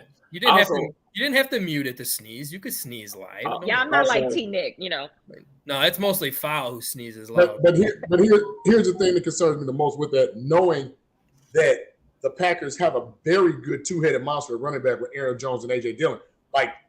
And Aaron Jones is very, very, very dangerous in the pass game as well. He is. Yeah, he is. So it's almost twofold when it's like, how do you stop this guy? Because remember, year before last, Aaron Rodgers only threw to Devontae Adams because he didn't trust anybody, and he threw to Randall Cobb until Randall Cobb got hurt. Mm-hmm. He didn't really trust Lazard. He really didn't trust Van Der Scallon because he can only run the go route. Aaron Jones kind of emerged. Aaron Jones was a fantasy dynamo, I want to say. Oh, he was, man. He was. So I think they get back to that this year because you lean on the running game, and then you let Jordan Love pitilessly pick the team apart. Now, the one thing I will say for the Bears, our secondary is I'm calling it out. We got a top 5 secondary in the league. You heard it here first. Hey, so go ahead. I hate to break into action real quick, but I got Tommy on the phone right now. He's in the car driving, so he can't show up on the stream. But he has something that he definitely wants to say, and I want to make sure that you is it to this cheesehead on the call? Is that what he wants? But to he say? ain't gonna be able to see the cheesehead, but we can see the cheesehead. But I want to make sure that he can hear you all, and you all can hear him. So, say something. Say something, guys. Tommy, can you hear us?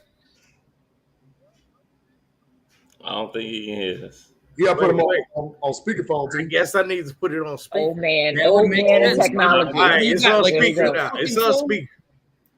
Can you hear us, Tommy? Yep. Hey, what's going on, brother? What's up, Chief? You got it. Can you hear me? Yeah, yes, sir. Y'all ready for some football? Oh, you already know it. Come on now. We got a cheesehead on here right now too, trying to talk football. But we needed something to interrupt that shit, and was glad you were able to get on. Yeah, we got that Cheesehead Mel Packer fan on the phones too. So glad you were able to interrupt her. That's for sure. Yeah, it's gonna be interesting. What's your take on the game, Tommy? Bears a lot, Packers a little. Looking like a true bear right there. I love it. Hey, Fal, what my man saying, good fellas, and that's that. Man. Yeah, I mean, this is their time, man. I mean, it's been so many years of just bad ball. So I think with Aaron leaving, this is a big opportunity for the Bears to capitalize on a new Green Bay team that's learning. They're like I told Terrence, I said they don't even know their identity yet. And they're not going to learn it. They're not going to start learning it with us either. So they could learn the next week 2. But this is the Bears' chance when you get a team like this coming in with no identity, the quarterback's gone. They don't really know what they're going to do. They just have a whole bunch of pieces. But the Bears have had a chance to use their pieces, play with pieces with Justin Fields, with all these younger guys that are down in here in the big transition they had with transaction they had with the receiver from the Panthers? DJ Moore. DJ Moore. Yeah, that kid that's a great man. That's a great accommodation to bring to the Bears, and I'm looking forward to seeing what Justin's going to do, and just looking forward to see. I expect the Bears to beat. They have to win this one. Yes, they do. They do. Yeah, so I don't have to hear this bullshit from Cheesehead Mel fucking anytime soon because all she does is talk shit. Order, Frank. She got you mad, Frank. It sounds like she got you mad. She gets everyone mad. Hey, you know what? Off topic, Tommy, real quick. What was her point? Like, what could she get you? They lost like the best quarterback, bro. Well, he is a choke artist in the postseason. We won't ever forget that. Well, except for that 1 year, because they should have beat Tampa Bay, but that's another story. Yeah. Man, that man hands down one of the greatest arms to ever put his hand on pigskin. Absolutely. Biggest asshole, but absolutely agrees. Nah, he's an asshole to people that don't know him. I can't. That's one of my good friends. He's a good friend of mine. He's a good dude. See, Aaron's a good dude. Aaron's like Jim Carrey, bro. Like if you're the media or anything outside of what he wants you to know, he's gonna play with you guys. Come off like a butthole. He's one of the first dudes that'll give your shirt off your back, help you out. Like Aaron's good people. Good dude. I wish for the best for him up in the Jets. I'm just glad he's out of that ugly uniform. That trash Such a hater. Such a hater. No, he's telling you the truth. He's telling you the guy's honest truth. He's not a hater. Tommy don't. He loves Aaron Rodgers. He just hates Green Bay. I don't hate. I'm just saying yellow and look at those colors were crazy. I don't like that green. They look like trash cans. As Cheesehead shows it off. Yeah, trash can colors. That's what that is. It's like Oscar the Grouch green. Think about what a trash can is. It receives the garbage. Yeah, so it if we're the trash can, smells like shit too. We receive the why do we smell like that? Because the trash comes to us. Because you're shit. We're not the trash. The trash comes to us, and then we deal with it. This is what we got to deal with. Guys, I got one more observation. I'm pretty sure in Clubhouse fashion, it's probably gonna get me kicked out. But be careful. You guys. I'm so tickled because you guys remind me of my dating life. What?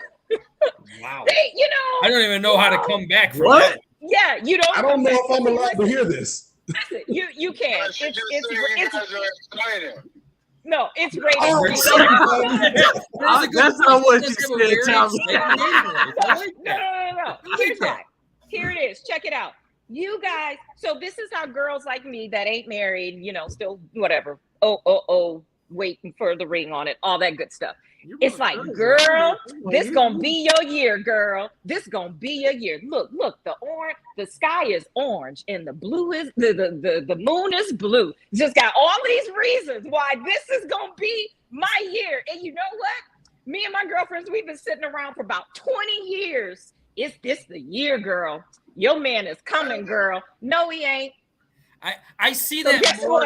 I see that more in the line that you're. You hear her talking shit right now. I see that in the line where you're more like a true Packer. In the words of more my like a true dating Packer life than us. to you, What you say, Bears Tommy? fans. Go ahead. I hear what you're saying, but you know what you just told me in the dating life?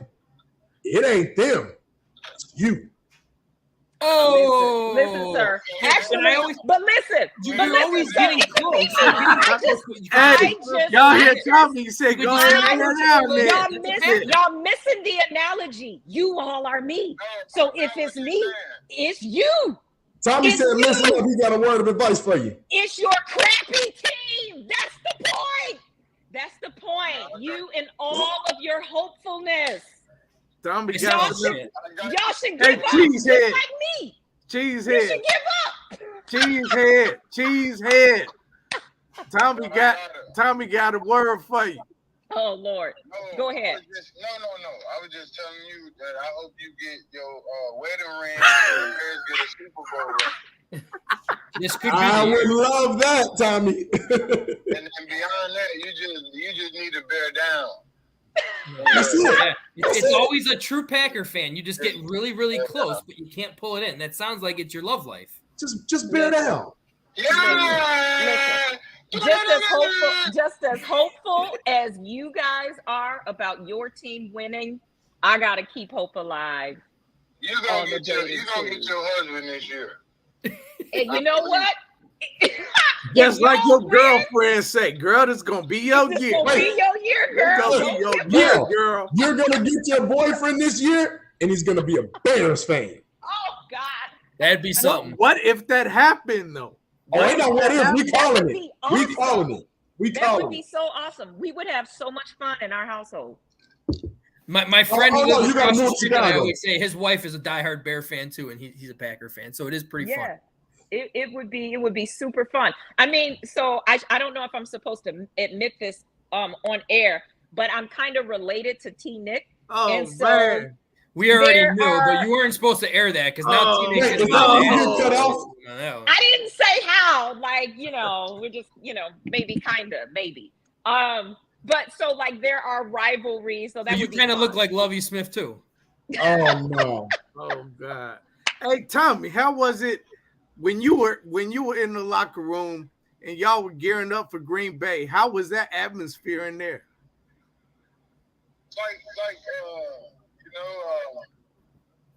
It was like the closest thing you're gonna get from leaving college and playing against a rival. Oh, okay.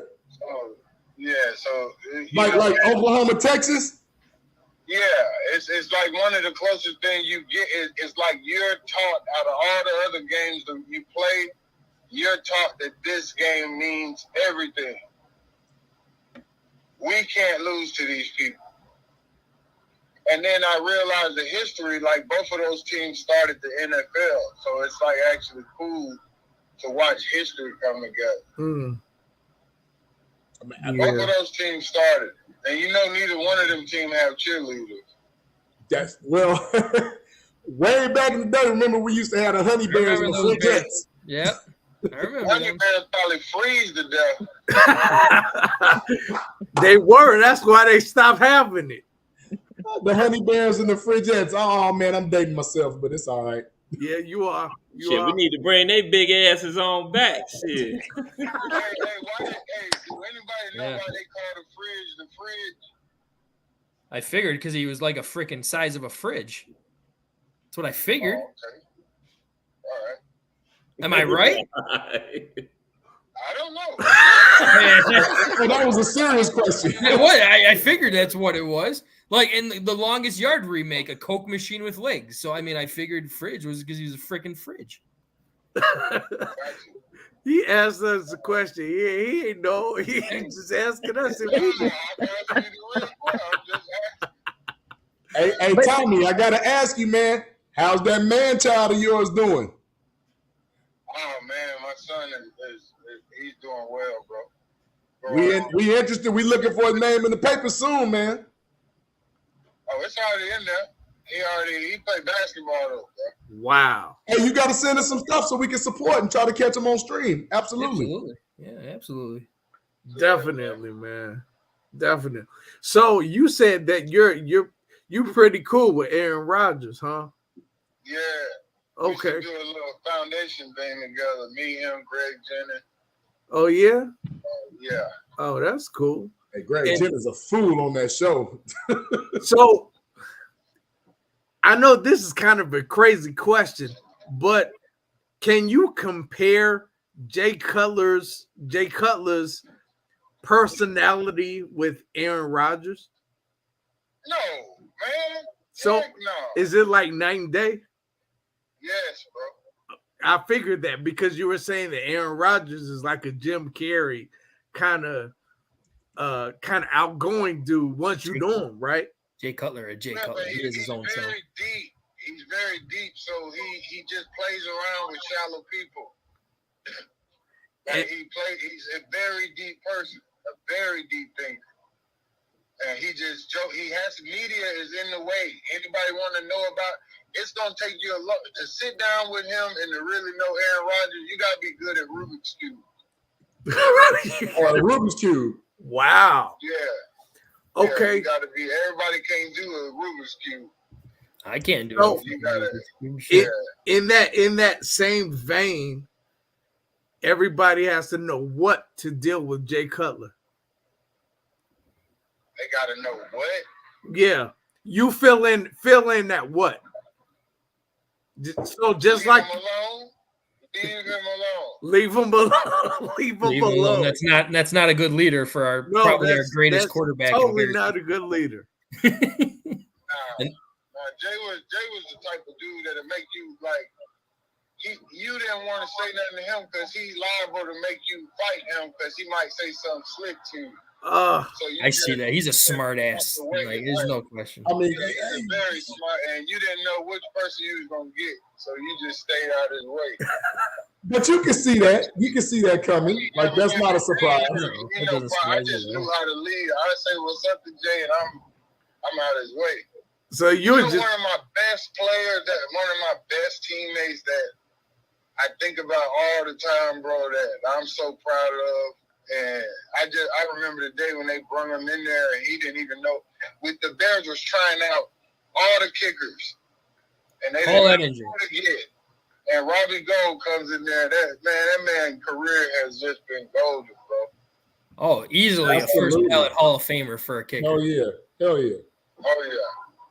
I remember Robbie came in there and was doing roofs at Best Buy, and they brought him in for a one-time kick. He had a little bag of clothes, and they never sent him back home. He'd been with the Bears 49 cents.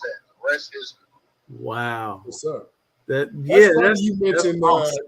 That's funny. You was talking about Jay though, Tommy. And I don't even mean this disrespectfully, but like, Jay was either gonna get you a touchdown or he was gonna throw an interception. That's all it was. Well, you know, I didn't even really. I didn't. You know, having Jay, it was just. I was looking. I had been through almost, I think, 9 quarterbacks by the time Jay got there. Sounds about right. He got that 09. He got that 09. Yeah, I had already been through about 9. Jeff Blake had a chance. The other dude, Kyle Gordon, the other dude, Garcia, like everybody. I remember Olin Cruz said, "Y'all don't have to pay me more for all these different hands on me touching me." And Tommy, it's funny how you brought up Jeff Blake though. Like, do you think he actually had a chance? Because we had him on the show and he made it sound like he never had a chance in Chicago. To play? To play. Heck no. Jeff Blake had a chance to come in and do what he was supposed to do. He was supposed to come in and steal and be a mentor. He didn't want to come in and be a mentor, according to him. That was his. I think that was the big issue. He couldn't, Jeff couldn't have came in and he couldn't have. We didn't, that ain't what we knew Jeff wanted. They would put Peanut in before Jeff would have got in. Oh, wow. Damn. Like, Jeff wasn't and they showed that. It was like a game where all the quarterbacks went out. Yeah. I think the Giants game, they gave up like 10 sacks. And all the quarterbacks went out. I don't even think they was about to put Peanut in. That's when I realized he was the backup quarterback. I ain't never seen Peanut practice with them or nothing. I ain't know how they gave him that job. So do you think that they should have gave Jeff a chance? Jeff Blake, they gave everybody a chance. They should have they gave him a chance in preseason and all that stuff. I think Jeff was with us for like 3 weeks. Yeah, it was real short-lived. But Jeff was in like 17 years, bro. All our quarterbacks smell like Bengay. Bengay, I love that. I still make that joke and tell people to give me some Bengay. So they smell like Tiger Bomb, huh? That year we lost the NFC and Pittsburgh goes off to Dallas to play Green Bay.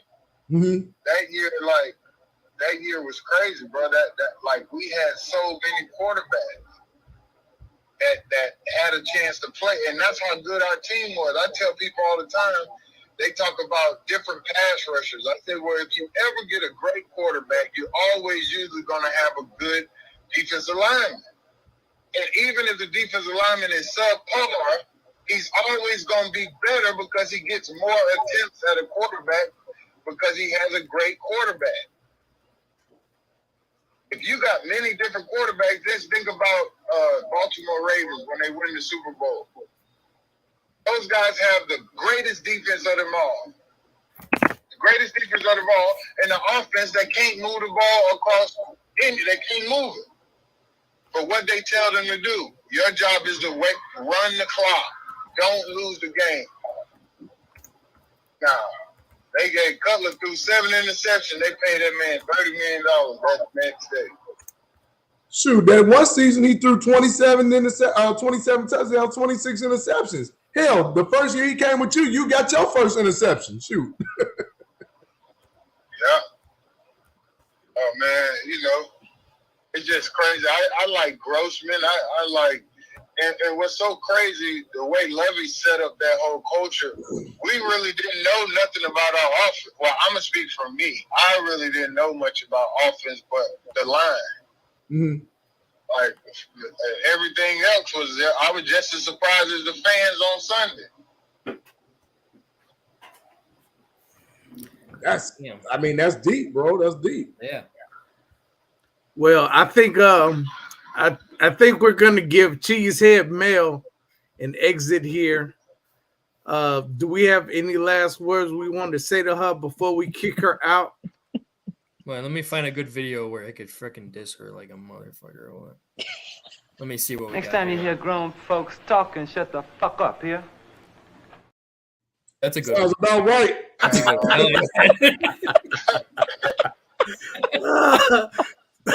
one. Okay, so do we have anything else? Good luck, Mel. See you Sunday. Still happy to have you on, Mel, no matter what. It's always fun. Listen, I hope this conversation ages well for you guys because y'all been batting a 0 since we have been chatting. That's not true at all. But And I really hope you can find that ring because you always get that close to getting those rings. You could just never pull them in. So I really hope you get close. Hey, Frank, you know when she go to bed, she going to put a Jets jersey on, right? It wouldn't surprise me at all. At all. It'll be like Packers pajama pants and a Jet jersey. That's just what it is. Well, I'm gonna let Mel exit, but first I'm gonna say, in the words of a wise man, Bears a lot, Packers a little. Good night, Mel. Fuck the Packers. There we go. There we go. And Stewart gonna say, "Smell her later, man. Smell you later." Oh man. That was Jeremy, I'm not mad at that. Why don't you guys do a bet on a case of Moore's beers for the game? We'll have to get back in contact Tommie, with him. do you drink beer? Do I drink beer? Yeah. Nah. I act like I will, though. Only when the Bears. I was going to say, I just got a whole fresh case of Moore's beer in my car.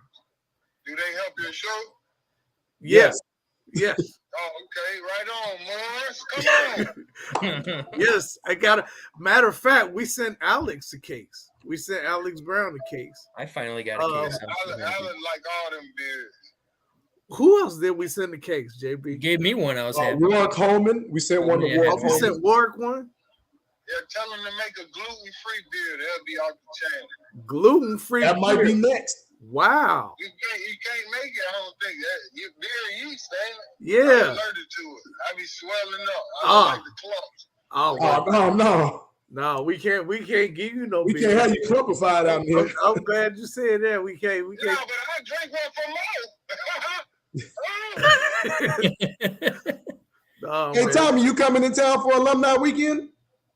I hope so. I hope so. You should. Yeah, you should, Tommy. We're having a little get together at Louis. We'll have to give him the address on that one because we got a couple of alumni people showing up to a bar at like 4:00 before the alumni dinner just to hang out with us. Okay. Yeah. Well, hopefully. Yeah, hopefully I'll come. If I got time available, I'm jumping straight off the plane and I'm getting to the agenda. But if there's a window in there, I'll definitely come drop by, bro. Man, we would love that, brother. Love to see you again. That would be awesome. That would be awesome, man. That would be awesome, man. Well, hey, we ain't gonna take up no more of your time, man. Hope you get to your destination safely. Yes, I appreciate it, man. And we'll talk. We'll talk. All right, bear down. All right, bro. Thanks, Yes, sir. Yes, sir. I'm like waving, but he's nice to at least get him on for sure. That's awesome. Yeah, man. What happened to Foulmouth? He's eating probably, stuffing his mouth full of some Doritos and some potato chips. Some foul shit.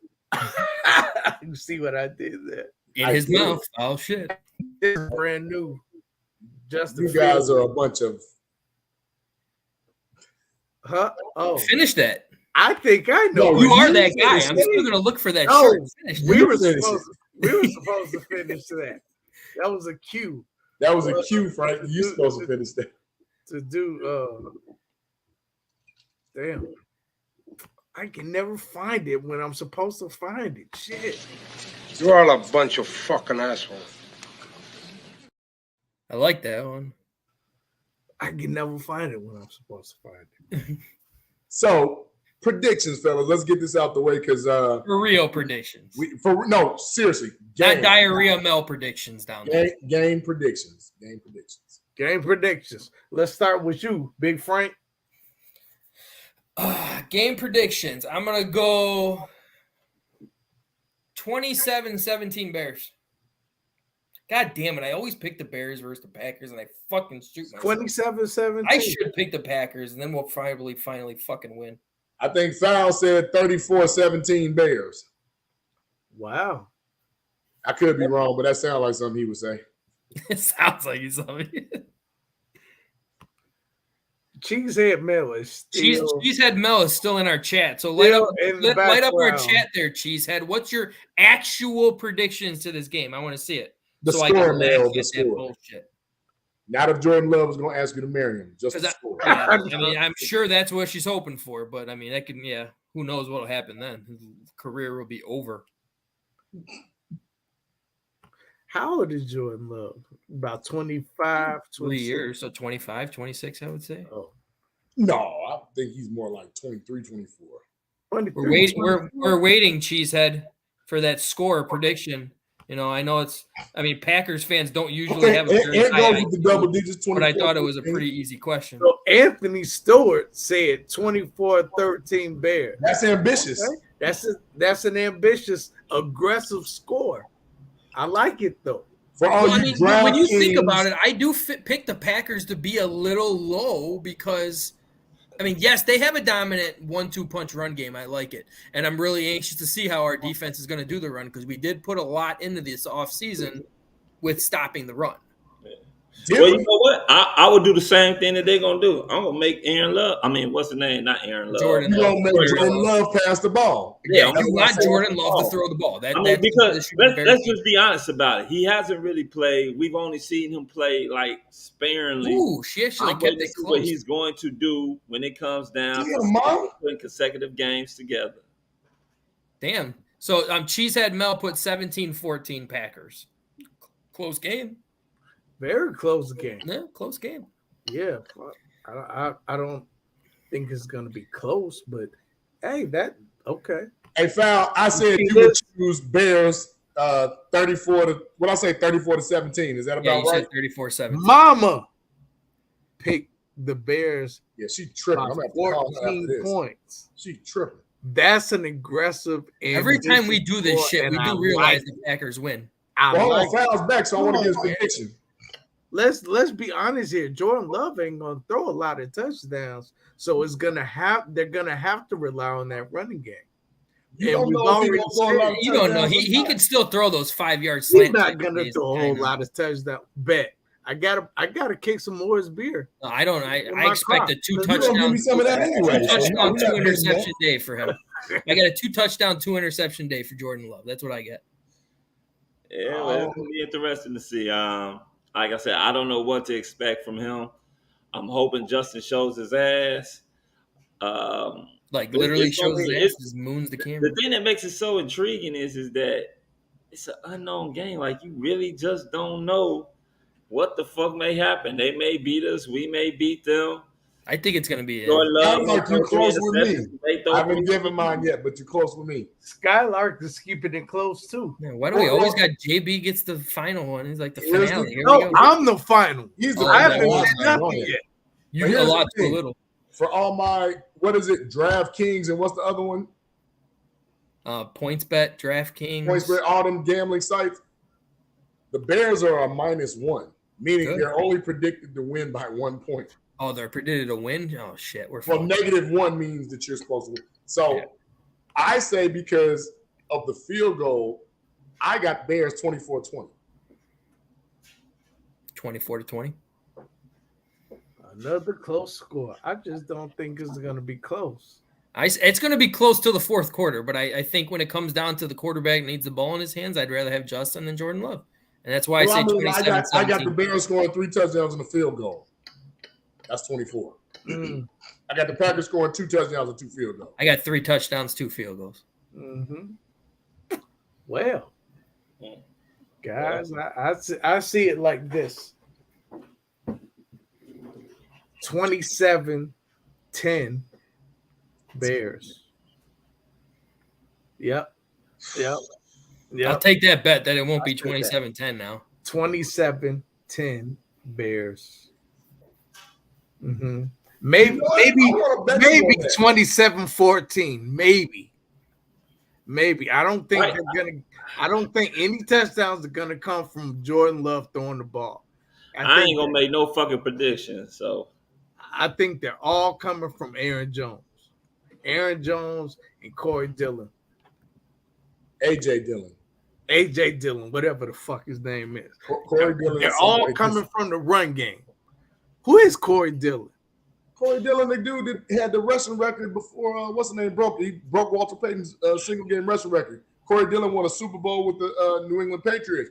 Got most of his time from the Cincinnati Bengals. Now, how the hell did that name come out of my mouth? Corey Dillon was a dog, man. You better watch yourself. Okay. All right, whatever. AJ Dillon. That's going to be their 1-2 punch. So their scores are going to come from that. Nothing's going to come out of the air. So, yeah, it's 27-7, maybe 27-14. That's what I'm thinking. You know what? I'm going to say this again. The Bears are only favored by 1 point. Don't get yourself too caught up in your fandom. I don't give a fuck what the experts say. But don't get too caught up in your fandom acting like Green Bay actually can't play defense or they can't score. I'm not getting caught up in my fandom.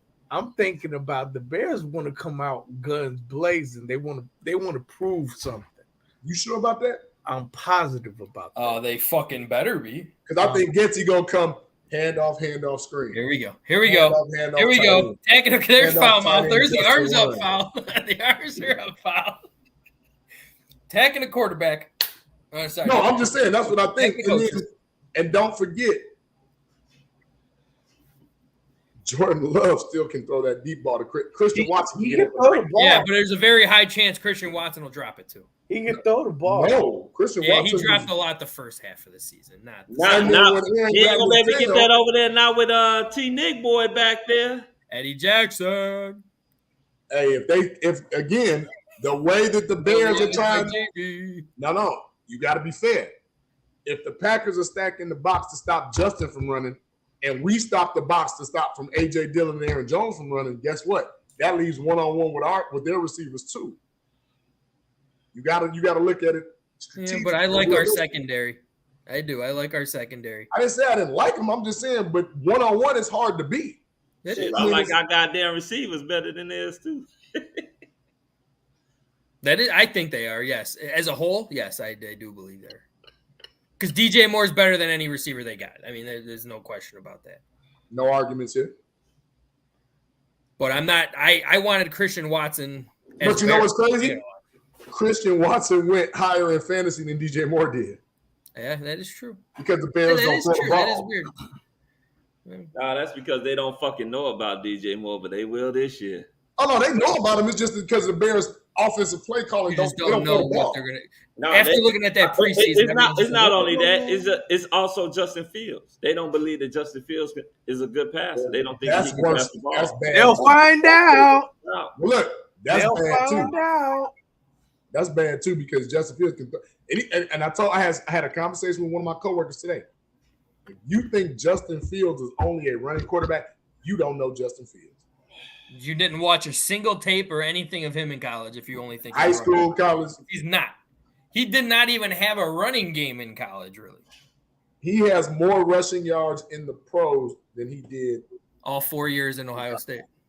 3 years. He went to Georgia for a year. Oh, 3. Well, all 4 years in college, we'll say that. 3 years. Did he come out as a junior? Yeah. Oh, yeah, I forgot. He is going back for his. I did remember that.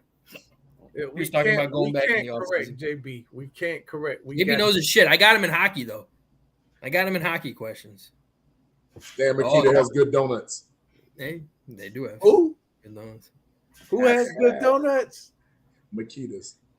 Yeah. Waynesboro right never there. Had that. But Dan Makita. That's Blackhawks guy.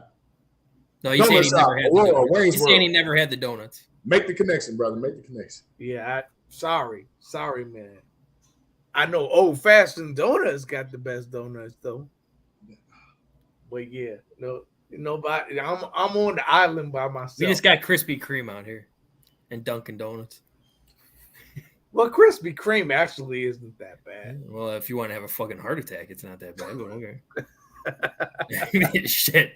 We might as well get the shout outs, man. We got some things we can talk about the shout outs too.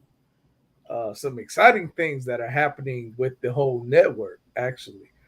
But we definitely want to shout out everybody in the chat. So I'm not gonna steal your thunder. Yeah, so that's JB. You don't mess with JB's chat. Yeah, kick it off, JB. Kick it off. All right, I'll start it off. I mean, obviously, I'll let JB dig in a little bit deeper in the chat, but I'm going to give a shout out to everybody in the chat. Huge shout out to Jeremy Bauman. We haven't seen you in a while, man. It's happy to have you back on. I know you said you've been a little crazy with work, so happy to see you back on. And other than that, all of our originals always still on. Always got to give you guys love. I know she's still that lurking in the background, fucking that Cheesehead Mel. I mean, hey, is she still here? Yeah, she's still here, just lurking her ass in that background. Like, always happy. See, there she's commenting now. I don't even want to freaking read it to hear what Please tell me she don't live in Green Bay. But I was still happy to have you come on. We will have you come on after the Bears whoop your guys' asses in week 1. So then we'll have you come back on. But then you'll probably blow us off. So that's okay. Other than that, Tommie Harris, hey, huge shout out to you, man. I know you were driving, you couldn't get out in time, which is fine. You were still able to get us on video call in the car. Drive home safely, man. Always glad to hear. We'll definitely try to get you back on. Other than that, hey, shout out to you 4. Oh, you 4. I'm the 4th. Shout out to you 3. Always happy to be on Tuesday nights, man. Bears season's finally starting, so can't wait. Oh, and seeing you guys in person again, man, at Huey's on Saturday. That's going to be some fun time. Hughes, I'm pluralizing. No, don't say Hugh. Sorry, yeah. Hugh. I'm a suburban. Shit. That's like true. The color wheel, right. Suburban. I ain't got shit clubs or bars or anything out here. I got nothing, man. Go back to your art class. A hue of a color. Hue. See you guys at Hue on Saturday. That's everything I got. Jeopardy? Anybody? Bueller? I thought you were gonna go since you had the long the violin fucking. I go before the violin. Oh shit. Well, I want to give a shout out once again to the chat. Lit tonight. Give a shout out to our special guest, Cheesehead Mel, my boy Tommie. Tommie came on even though he wasn't able to physically get on where we could see him. You know what I'm saying? He was on through the telephone. So give a shout out to that brother once again for coming on and joining the Chicago Clubhouse podcast. Also, like and subscribe on YouTube to the Chicago Clubhouse podcast. If y'all like what we did today, like and subscribe, please. We appreciate it, and you will too. Also, want to give a shout out to our sponsors, Hugh, that we will be there Saturday, holding it down, doing a special little broadcast from Hugh. I don't know what fucking time, T. You know what time? 4 o'clock. Hugh, gonna be there over there on Cermak. Between, what's that, Michigan and 67 East. 67 East. Yeah, some shit, I don't know. But you can Google it, motherfuckers. You can Google it. Google it. Shout out to Moore's Beer that these 3 gentlemen like to drink. Unfortunately, I'm not a drinker, so I don't drink it, but I'll still give a shout out to Moore's Kool-Aid. Beer. Well, Moore's come out with some Kool-Aid. I'm fine with that. More Kool-Aid. You know, Shirley Temple, whatever. Moore's Temple, I don't know. Shit. Also, want to give a shout out to In the Zone, another sponsor of ours. And do we got somebody else too? Something? We got some new guys. You're gonna have to talk about that during yours, T. Okay. Yeah. Because they got that vision. Oh, you got to have vision. Yeah, I was gonna save that for when I talk about it. Save it. We ain't there yet. Yeah, I mean, you got the violin chat fucking going with your shit. Oh, shit, hell, I'm being interrupted. Also want to give a shout out to the kiddies and to the teachers out there back to school. Good job taking these little chumps back. Keep their ass there, educate them, make them learn something. I want to give a special shout out to, I actually lost a close friend of mine, a brother that I play softball with. I want to give a shout out to his family. Lost him a couple weeks. I haven't been in the right frame of mind, so damn sure want to give a shout out to the Hernandez family. And you said Hernandez? Yeah. Shout out my boy Julio Hernandez. Lost him, so shout out to his family and shout out to you guys, my three brothers, T. Nick, Frank the Tank, JB, the Moors drinkers, and I'm a whiskey drinker. I still don't got Moors. Oh yeah, shout out to my boy Grogu here. He said, He said even though his show ain't on no more right now, you still can check it out on the Disney Channel. But also make sure you guys watch Ahsoka. Grogu got way more intelligence than the Packer fan, that's for sure. I heard he said he was making a guest appearance on Ahsoka. I'm waiting to see what episode. He said you gotta wait to find out. You ain't gonna give him nothing out of you. You ain't gonna give him that out of you. Still talking. And after that, I'm doing my shot. So let me breathe. Here we go. Starting off with the comment of the day was Manuel Valverde, who was our very first comment of the day. Packers suck. Here now. Shout out to you. Shout out to awesome first comment. Awesome first comment. Off the chain first comment. He set the tone. He set the tone today. Then followed up with foul mouth is the man. You got a fan, foul. Manuel Valverde. Give him some love. Thank you very much. Shout out to our commissioner, or Shady Mish as they call him, YNO Tony. So YNO Tony. Shout out for chiming in. Our guy Ann Stewart. Shout out for him chiming in as usual. He's a P1. You can catch him on Thursdays on one of our podcast shows. Check him out. Skylark99, thank you for checking in, man. Good to see you, brother. It's been a while since you chimed in. Jay Bowman, thank you. Or Bowman, I'm sorry. Thank you for chiming in. Another one of our P1s we haven't seen in a while. We understand school got started, work coming back. We get you. Just thank you for coming back to the CCP. Shout out to Samuel Blackwell, a.k.a. Samuel L. Thank you for chiming in. Always coming in with the great content, great questions and things that Samuel asked. Crazy Ace TV, one of our new bros. Thank you for chiming in. Always got some good things to say. I want to shout out, a special shout out, if you give me a second, Amber Edinger. Oh, welcome back, Amber. Welcome back. Thank you. And allow me to read your your comment again. Yeah, she had a great comment. Amber says, I'm trying to get on that Morris Beer and Harold's Chicken this weekend. Let's freaking go.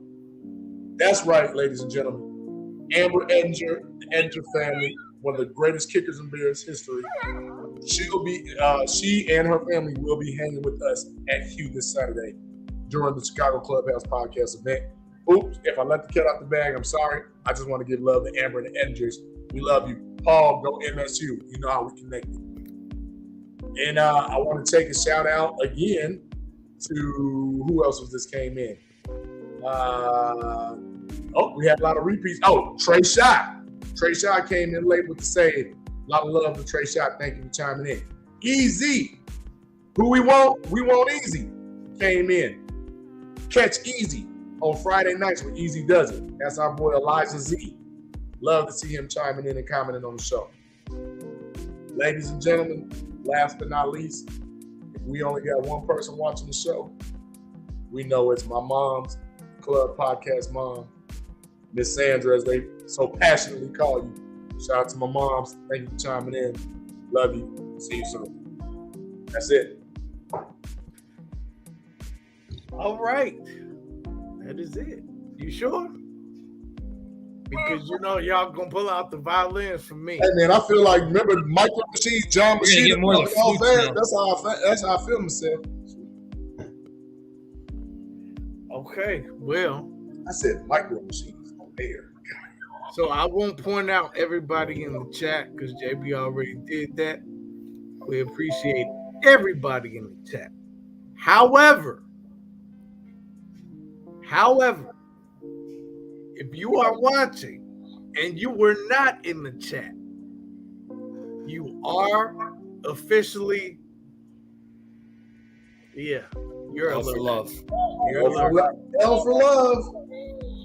But we appreciate y'all anyway because you put up with our foolishness every Tuesday night. So thank you. We appreciate And you guys, and if you guys didn't know, you are all watching on YouTube. Please hit that like button. Please hit that subscribe button. Keep us going, guys. Keep us going, and girls. Other than the YouTube exclusive. But yeah, like Frank said, make sure you mash that like button. Tell a friend.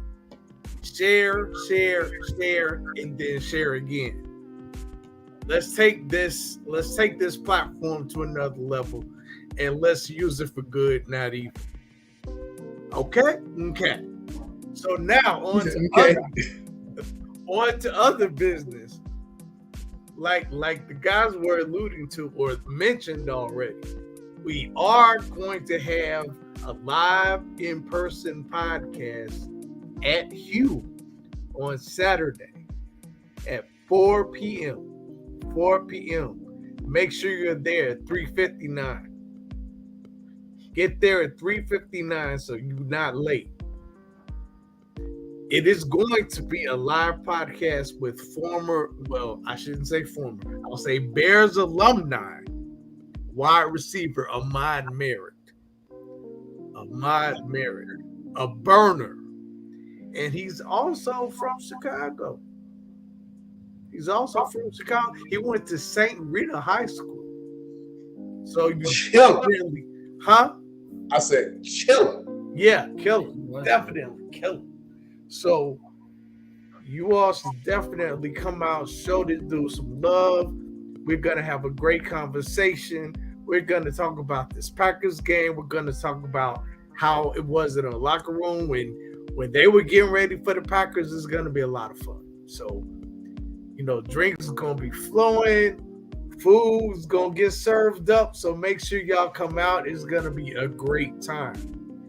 And if you want to stick around after that, Morehouse is playing Howard. And they're having a watch party. And it's going to be lit. So you can stay and hang out, have some more drinks, more food, meet more people, have a good time, drink Moors. And yes, they have Moors. They have Moors at Hugh. So there you go. You have a good time. You drink some Moors beer. You meet some good people. You have some food. I see Frank looking like, damn, I wish I had some fucking Moors. I do. Frank has some Moors finally. I will say this. I never liked ale. I was never an ale fan my whole life, but that was a damn good ale beer, Moors beer. Well, I'm glad you like it. That was a damn good Moors beer. So I am looking forward to that coming out here into the suburbs. Well, we're going to make sure you get some more on Saturday. We're going to make sure you get some more. Y'all get it. Some more. Make sure I get some too. But yeah, so make sure you all come out Saturday. Matter of fact, go mark your calendar right now. Go mark your calendar. Saturday, 3:59. You need to be there, 67 East Cermak. Like Falmouth was saying, it's between Michigan and Wabash. So you can't miss it. It's right down the street from the Hilton Garden Inns, which is right across the street from the Wintrust Arena. Everything is right there. You can't miss it. So make sure you come out, man. Also, another part of our podcast, another person in our podcast, in the whole entire Chicago Clubhouse Network spectrum, is coming from out of town. Brooke, as I'm sure you all probably know her. She is now part of the show. Well, she was already doing the pregame as a part of the Chicago Clubhouse podcast, but now she'll be doing a midweek report. That is on Thursday, and that's going to be with Ant and Coach Chef. So they're going to have that show on Thursdays at 8 p.m. So make sure you tune in for that. It won't be only on YouTube. It'll actually be on all channels, all socials, on Facebook, Twitter, which is now X, and then it will be on YouTube too. But this will only be on YouTube. I thought I had like a porno app when the freaking Twitter went to an X app. Where the fuck did this come from? Yeah, so speaking of shows, JB already mentioned it, but Easy is now going to be on Fridays. So Easy Does It is going to be on Friday. Play it louder, Chris. Play it louder. With them bongos. And we can't forget about Wednesdays. She said what she said with Sherry. That's gonna be on Wednesday. She's on break right now. Yeah, I think she's gonna come back later this month. I'm not positive. And then it's still baseball season, so we still have club. No one give a shit about baseball right now. Yeah. I don't give a shit about baseball. We got two experts that love to talk about it. And they know what they're talking about. And the Cubs are in the wild card spot. That's something to cheer about for Chicago. Hey, that is true. White Sox fired everybody, so I mean that's excitement. As they should have. According to what Foul usually says, I think they need to fire everybody in the mother. Yeah. Every motherfucking owner in Chicago about it because she's the resident Cubs fan. Correct. And Emilio is the resident Sox fan, so I know he's cursing like almost every day. Now he might be happy. Why? Because they fired everybody? Love under new management, brother.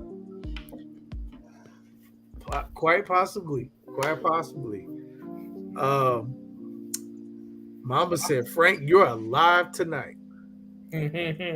Yeah, gotta keep up with Foul. He's been quiet. I'm still thinking about that.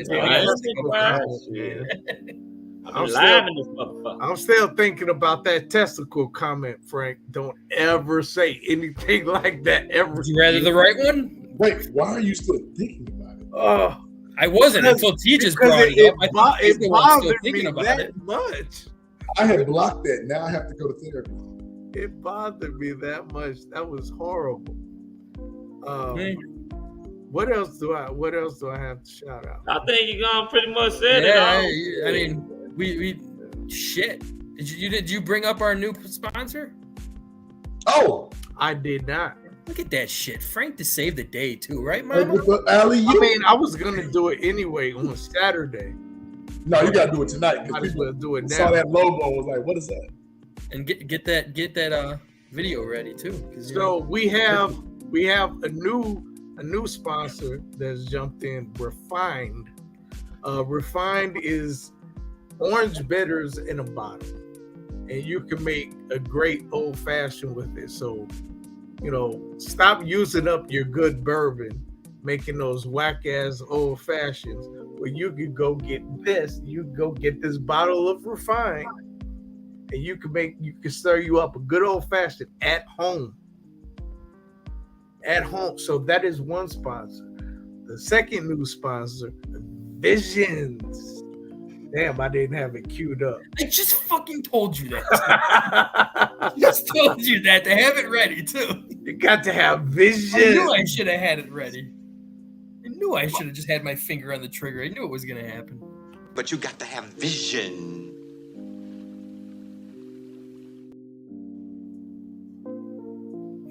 Well, my vision a little hazy. What the hell are you talking about? So Visions is it's like a hall that you can rent for events. It's an event venue, but it can also be a bar. It can also be a club. It can also be a restaurant. It can be a lot of things. Yeah, Visions is dope. Matter of fact, Big Cat James Big Cat Williams was out there during the football season. They have a lot of live events on Sunday when the Bears play. Really? It's dope. Yeah, it's dope. And it's a chameleon. It changes. It could be a restaurant. It could be an event venue. So that is That is the other sponsor. Damn it, where's my violin? God damn, this got to be the longest goddamn shout out known to man. Shit, bro, when you hear this shit, he's sleeping. You hear that? That was so, so now I am finished. Now you. You know what, T? I ain't even mad at you because we only 2 hours and 11 minutes into this show. I know. We just cut it out a little early and we went back to regular time and shout outs. Girl go over here using the force and shit. Trying to get him to shut up. I got one last shout out. Oh no, fuck that. Yeah. Shout out to the fucking Chicago Bears. It's football season, god damn it. Let's fucking go. Yeah, that's what I meant by who gives a shit about baseball right now. And you know what? Guess what? We out this motherfucker. You didn't even. I'm David Jones. Was that expected? You did make the roster. Who the hell talking about him? We out this motherfucker. You did make the roster. Fuck out, shit. Bro, we're going fucking crazy, having a sugar rush and shit. T put his ass to bed. That's a long shout out. You got to decide whether you're a wolf or a sheep. All right, you got that, Grant Packer fan? We're about to get the fuck out of here, man, because I'm tired of hearing Chris. Hey, he gonna put Grogo to sleep. Look at him.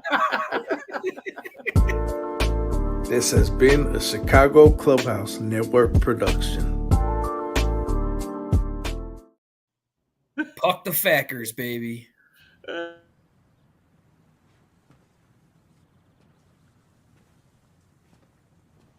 You're still here. It's over. Go home. Good night, Lithuania. Green Bay. Good night, Wisconsin.